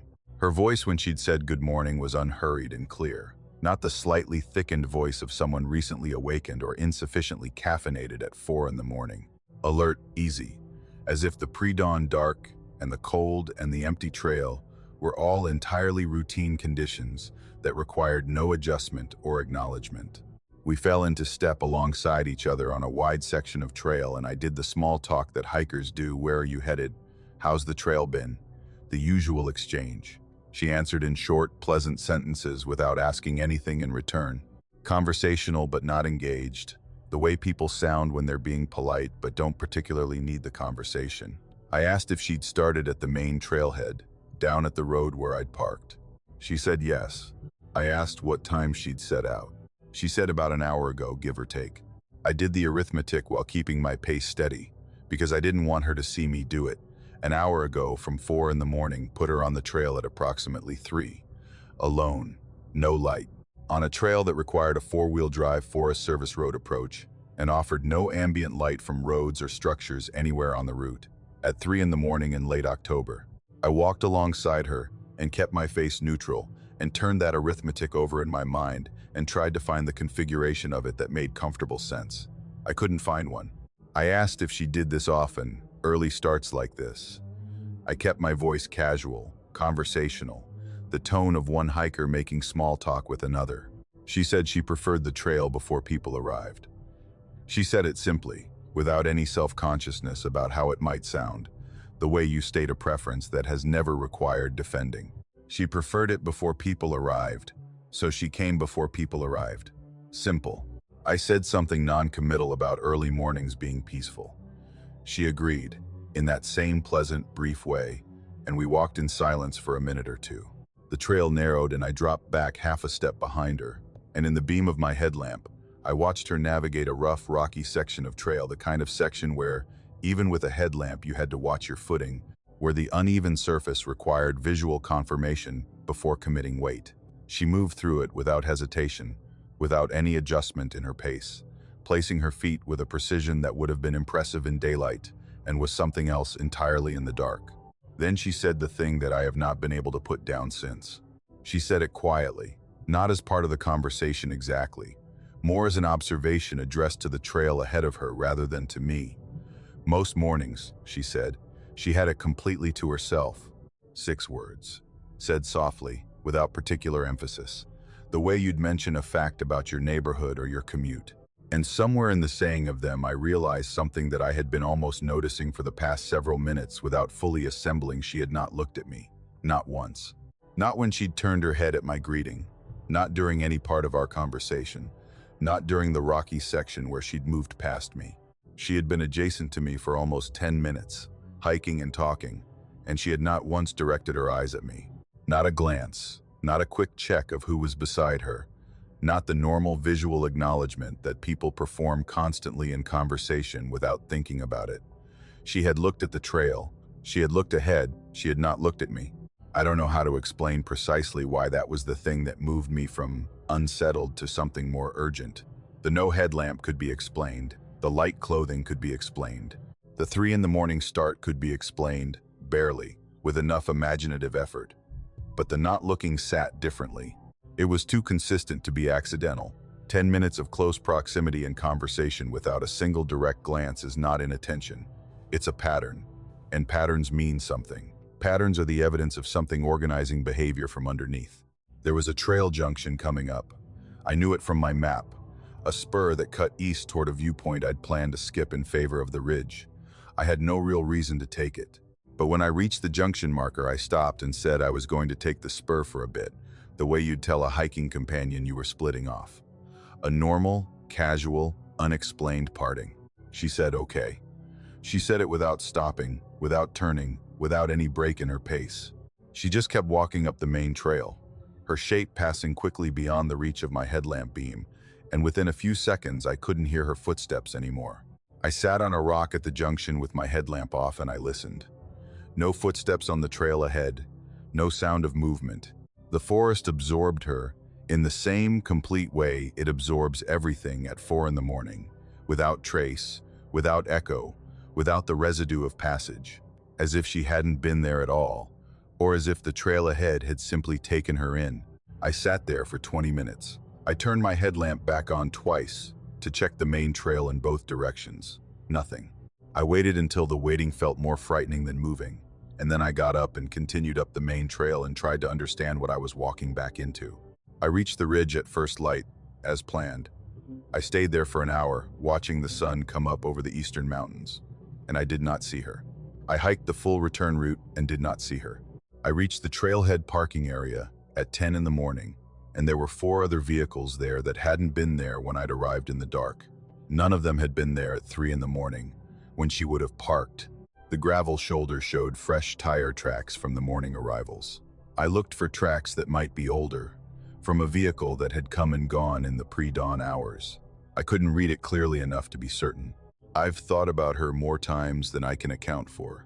About who hikes alone in the dark at 3 in the morning on a trail, with no ambient light, with no headlamp, in October, in light clothing, and does it with the ease and confidence of someone for whom those conditions are not exceptional but simply ordinary. About what she meant when she said most mornings she had it completely to herself, and whether the emphasis I keep hearing in that sentence in retrospect was something I added or something that was there. About what she was looking at the whole time we walked together, if she wasn't looking at me. I still do early starts. I want to be honest about that. I still get up before 4, still drive the dark approach roads, still clip on my headlamp and head into the pre-dawn forest because it's mine and I love it and I'm not willing to surrender it. But I don't do dark starts alone anymore on trails I don't know completely. And when I'm in the dark on a familiar trail and my headlamp beam reaches out ahead of me into the black, I no longer feel that uncomplicated sense of ownership I used to feel. I share those hours now with the awareness that the pre-dawn trail is not as empty as it looks. That other things, or other people, move through it before the world wakes up. That whatever is out there in the dark before first light, it doesn't always need a headlamp to find its way. And it doesn't always need to look at you to know you're there. There is a specific kind of knowledge that comes from years of solo hiking that I don't think translates well to people who haven't done it. I don't mean navigation or gear selection or the practical skills, though those matter too. I mean the knowledge of sound. The auditory literacy of wild places, the ability to hear something and place it correctly without having to think about it, the way a musician hears a note and knows immediately what it is and where it sits. You develop it slowly, over hundreds of days in the field, and at a certain point it stops being a skill you apply and becomes something closer to instinct. The mountain speaks a language, and you learn it. And once you've learned it, you don't unlearn it. I want to establish that because what I heard on that ridgeline trail in September is something I have been questioned about, gently, by people who weren't there. Wind, they say. Pareidolia of sound. The brain finding patterns in noise, the way it finds faces in clouds. You were tired. You were alone. The mind plays tricks. I understand why people say those things, and I don't hold it against them. But I've been hiking alone for most of my adult life, and I know what wind sounds like moving through a gap in the ridge, and I know what branches sound like settling against each other in the cooling air of a late afternoon, and I know what I heard, and what I heard was my name.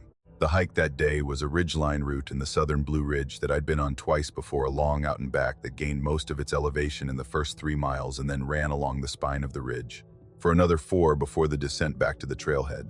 14 miles total, serious, but not extreme. The kind of day hike that requires an early start and a good pace to finish in daylight. I'd left the trailhead at 6:15 in the morning, signed the register at the trail box the way I always do, and started up in the cool gray of early September dawn. The ascent and the ridgeline were straightforward and good. The weather was ideal clear, mid-60s on the ridge. A light wind from the northwest that kept the temperature comfortable even in the open exposed sections. I saw 2 other hikers on the way up, both heading down as I was heading up, both the brief nod and continue type of encounter that makes up most of the human interaction on a long trail day. After them, the trail was empty in both directions, for as far as I could see. I reached the turnaround point, a rocky overlook at the trail's northern terminus, where the path simply ended at a cliff edge above a long valley at 11:40 in the morning.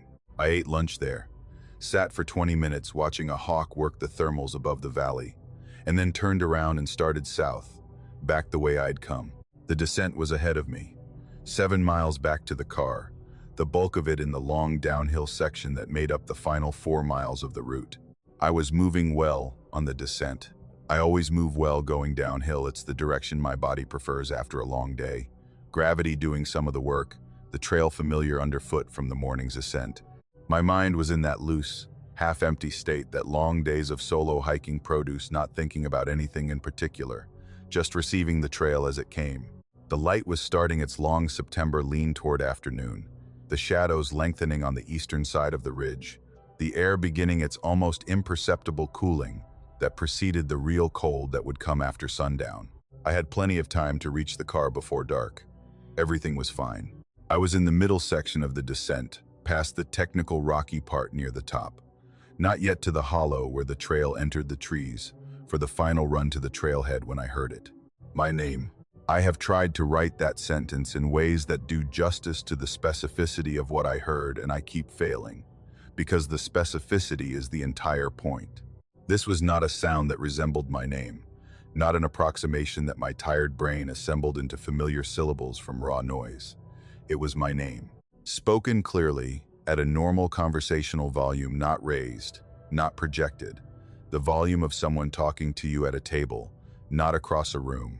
2 syllables, the way my name has 2 syllables, with the natural stress pattern those syllables carry. Coming from below me on the trail, from the direction I was descending toward, from somewhere ahead and downhill, in a part of the trail I hadn't reached yet. I stopped walking immediately. My body stopped before my mind gave the instruction, the reflex stop of something heard that doesn't fit, that crosses a threshold between registered and alarming faster than conscious thought can process it. I stood on the trail and I listened and I called out. I used the standard response, "Hello, is someone there?" Called out at full volume in both directions, down the slope and back up toward the ridge. The kind of call that carries, the kind that would get an answer from anyone within reasonable distance who had a reason to be there and a reason to have said my name. Silence. Not the tense silence of something present and quiet. Not the silence I've described in other situations that felt occupied. Just the ordinary silence of a ridge trail in the afternoon. The distant traffic of birds. The wind in the upper canopy. The neutral ambient sound of a place going about its business, without reference to me. Nothing that suggested a source for what I'd heard. Nothing that suggested anyone within earshot. I stood there for 5 full minutes. I timed it, which is something I do when I'm trying to be rigorous about my own reactions. I checked my watch when I stopped and I didn't move until 5 minutes had passed. Because 5 minutes is long enough that anything present and stationary would have either revealed itself or made a mistake. Nothing. After 5 minutes, I took a breath and I started walking again. I tried to process it as I moved. I ran through the catalog of sounds I knew and tested each one against what I'd heard. Wind through rock features can produce vowel-like tones in certain conditions. But what I'd heard had consonants, the hard opening of my name's first syllable, the specific shape of the second. I knew what wind sounded like, and wind didn't do that. Animals can produce uncanny sounds. Foxes are the famous example, their calls capable of raising hair on the neck of anyone who's heard one in the dark. But I knew fox sounds, and I knew bird mimicry, and I knew the repertoire of everything that lived on that ridge, and none of it produced a clean 2-syllable human name at conversational volume. I turned each possibility over and set each one down and kept walking. A quarter mile further down the trail, I heard it again. Same volume, same clarity, same 2 syllables with the same stress pattern and the same tonal quality. Not identical in the way a recording is identical, but recognizably the same voice, the same word, the same source. Still ahead of me, still below me on the descent, still coming from the part of the trail I was walking toward. Close enough that if a person had said it, I would have been able to see that person on this open section of ridge. There was no person on this section of ridge. I stopped again. I stood very still, and I did not call out this time, and I did not wait 5 minutes. I reached into the outer pocket of my pack, and I took out my knife, and I opened it, and I held it in my right hand with my thumb along the spine the way I'd been taught, and I stood there on the trail with the September sun throwing my shadow long to the east, and I waited for something else to happen. Nothing happened. The trail below me was visible for several hundred yards before it curved around the slope and disappeared into the first of the trees. Empty. The hillside on both sides of the trail was open enough that nothing larger than a bird could have moved in it without being visible. Empty. Whatever had said my name twice from below me on that trail was not present in any part of the landscape that I could see. I stood there for a long time. Longer than 5 minutes this time. Longer than was strictly rational, because I was not going to move until I had made my peace with moving, until I had decided that going forward toward the place where that sound had come from was something I was prepared to do. I am not someone who turns back from things easily. I've made that choice before on trails, in weather, in situations where the rational decision was to reverse course, and I've never made it lightly, and I've never made it because of a feeling. I made it here. I stood on that trail, and I genuinely considered turning around, covering the 7 miles back to the far terminus, sleeping in the open on the ridge if I had to, rather than descending toward whatever had spoken from below. In the end, I didn't turn back, and the honest reason is that going back seemed no safer than going forward. Turning around meant 7 miles of terrain between me and any other human being, the same terrain I'd been alone in all day, with the same unknown source somewhere on the mountain. Going forward meant 2 miles to the trailhead and my car. 2 miles was better than 7. I tightened my grip on the knife and I started down. The next 2 miles were the most concentrated attention I have ever paid to a trail in my life. Every curve before I took it, I stopped and listened. Every section of dense brush alongside the path, I watched before I passed it. I moved slowly, much more slowly than my pace of the day, stopping every few minutes to stand in full silence and account for everything I could hear. I heard nothing wrong. I heard nothing out of place. The trail went on being an ordinary trail, and the mountain went on making its ordinary sounds, and I heard my name 0 more times in the 2 miles between that second occurrence and the trailhead. I came out of the trees into the small parking area at 4:50 in the afternoon, with an hour of usable light still in the sky. My car was the only vehicle there. I checked the register on the way past the trailhead box, the way I always check the register on the way out, more out of habit than intention. I opened the notebook and went to the most recent entries and found my own signature from the morning. The entry before mine was 4 days old. A couple, from their names, who had done the same route and noted good weather and a bear sighting near mile 4. Before them, another gap of several days. The register told me what I'd effectively known since the parking area. I had been the only person on that trail all day. No day hikers who'd started after me and skipped signing in.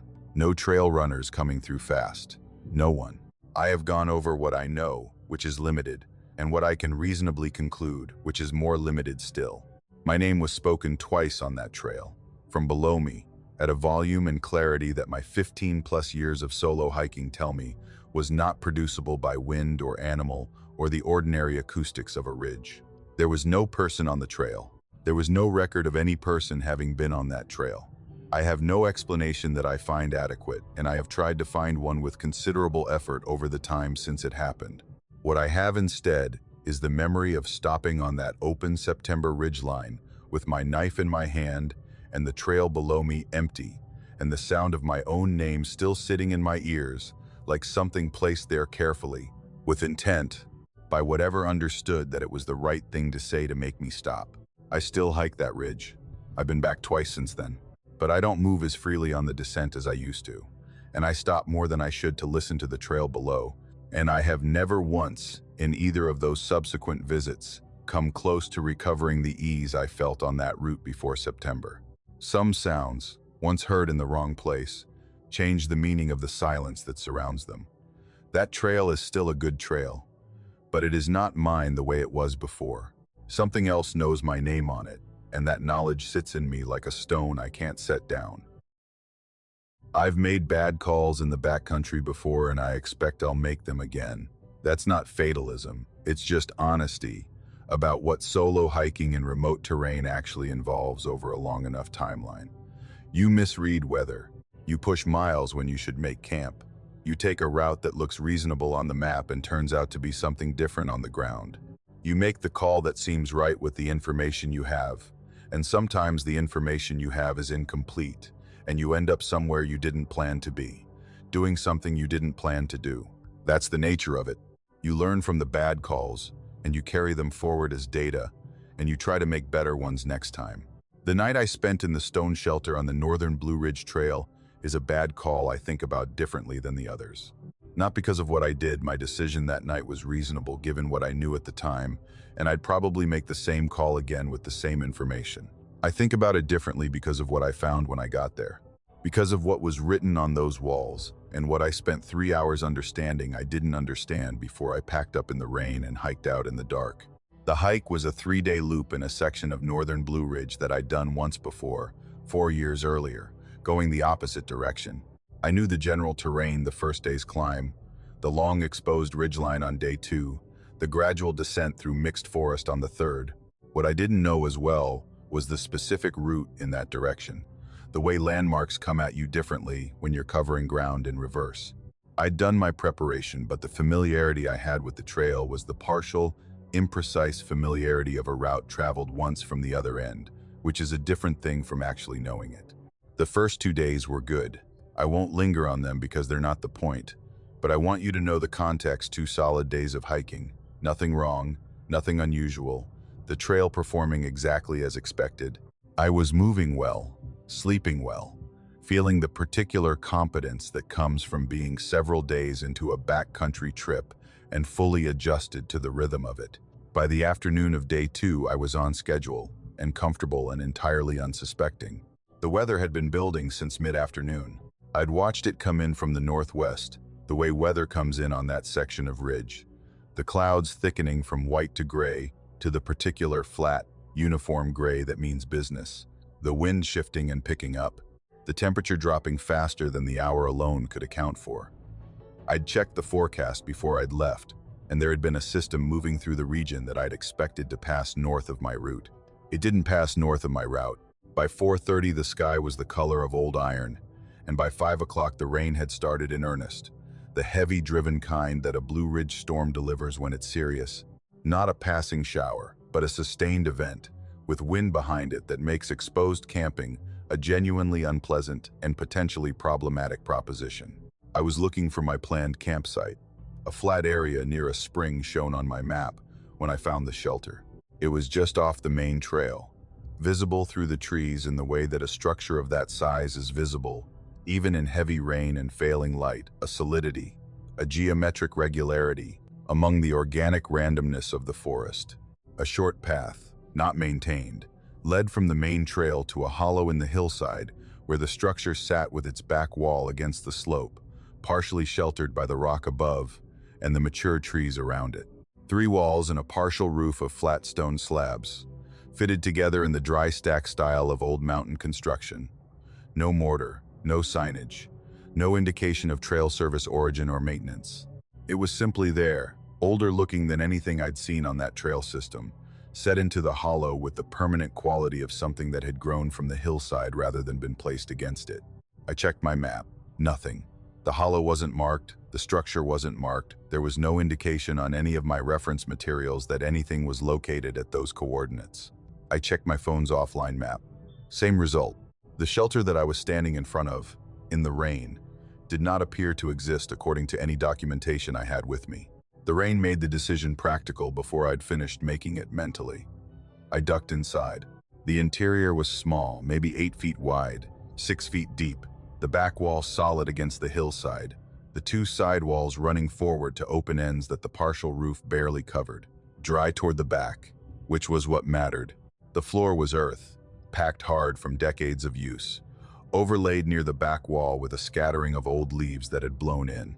It smelled of stone and cold and something faintly vegetative, not unpleasant, just old. The smell of a place that had been standing long enough to develop its own specific atmosphere, the way very old buildings do. I set up my sleeping pad against the back wall and laid my bag on it and hung my wet jacket from a protrusion in the side wall and sat down and watched the rain come in sideways past the open front of the shelter and felt the relief that any warm, dry space produces when you've been cold and wet for an hour. The light was going fast outside. I ate a cold dinner because I didn't want to risk a stove inside the enclosed space, and I read by headlamp for a while, and the storm continued its business without any particular concern for mine. It was around 9 o'clock, the storm still going strong outside, when I turned my headlamp toward the walls. I don't know what prompted it. Boredom, maybe, or the habitual curiosity of someone who notices their environment. The walls were stone, the same dry-stacked construction as the exterior, rough-faced, irregular in the way of hand-selected rock rather than quarried material. I'd been sitting with my back against the rear wall for hours without paying it specific attention. When I turned the headlamp toward the side wall to my left, I saw the carvings immediately and clearly, the raking light of my headlamp beam picking them out, the way raking light always does on carved stone. Names, carved into the stone in letters ranging from careful and precise to rough and urgent, in a variety of depths and tools and hands. Hikers carve their names in shelters. This is not unusual. It's practically a tradition on long-distance routes, the primitive impulse to mark presence, to say I was here, to leave some evidence of passage in a place that might remember it. I've seen it hundreds of times. I didn't think anything of it for the first few seconds. Then I started reading them, and I noticed what was wrong. No dates. Every shelter carving I'd ever seen was paired with something, a date, a hometown, a trail name, a companion's name alongside, some context that placed the carver in time and space and relationship. These had none of that. Each name stood alone, carved with varying degrees of care, in isolation, and beside each name, at a consistent height to the right of the letters, positioned with enough regularity to suggest intent, was a single horizontal line, not a dash, not punctuation, a mark. The kind of mark you make in a series when you're counting, when you reach one and stop because one is all there is to mark. I moved the headlamp slowly along the wall, name after name after name, each with its single mark. Some of the names were common first names I recognized, surnames I recognized. Some were unusual, older sounding, the kind of names that were common in a different era of mountain communities. Some were clearly old, the letters softened by time and the growth of thin mineral deposits in the cuts. Some looked recent, the edges of the carved letters still sharp.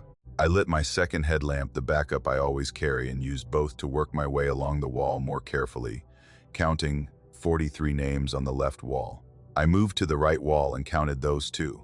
31 more.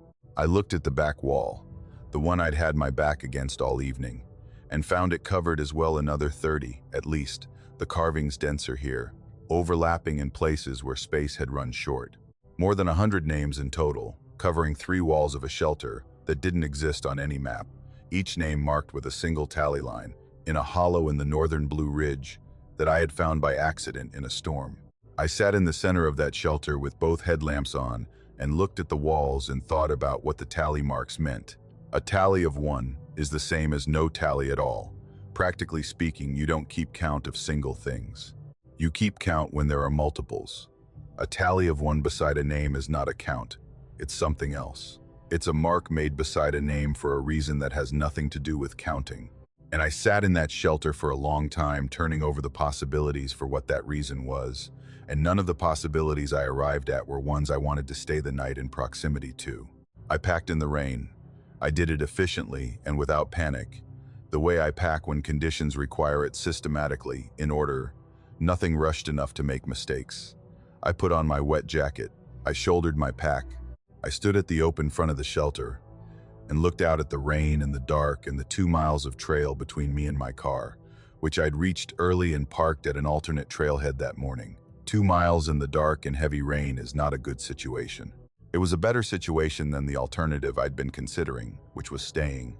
I hiked out by headlamp with the rain coming in hard at an angle, and the trail running with water in the low sections and my boots soaked through before the first half mile.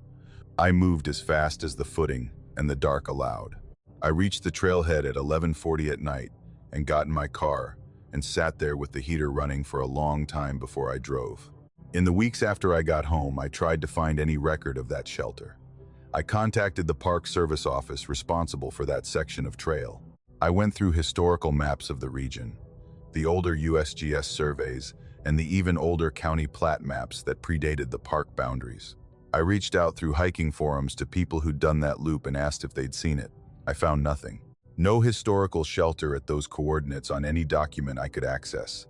No one in the forums who reported seeing it, though 2 people responded to say they'd heard something about a stone structure in that section from others and had never been able to find it themselves. I've thought many times about those names on the walls and the marks beside them, about what gets recorded in a place like that, in a shelter that predates the trail system around it, that doesn't appear on maps, that sits in a hollow off the main path waiting for storms to push people into it, about who made those marks and what they meant to mark, and whether the thing they were marking was a coming or a going, or simply a having been there, a record of presence in the same primitive tradition as any trail carving, or something with a different and more specific purpose that I passed a night inside without understanding. I don't know. I've accepted that I don't know, and that I'm unlikely to find out. What I carry from that night is not an explanation, but a set of images that won't leave me the raking light on carved stone, name after name after name, each one attended by its single patient mark. The rain outside, the smell of old stone and cold, and the particular quality of stillness that a place has when it has been holding something for a very long time and is entirely accustomed to the waiting.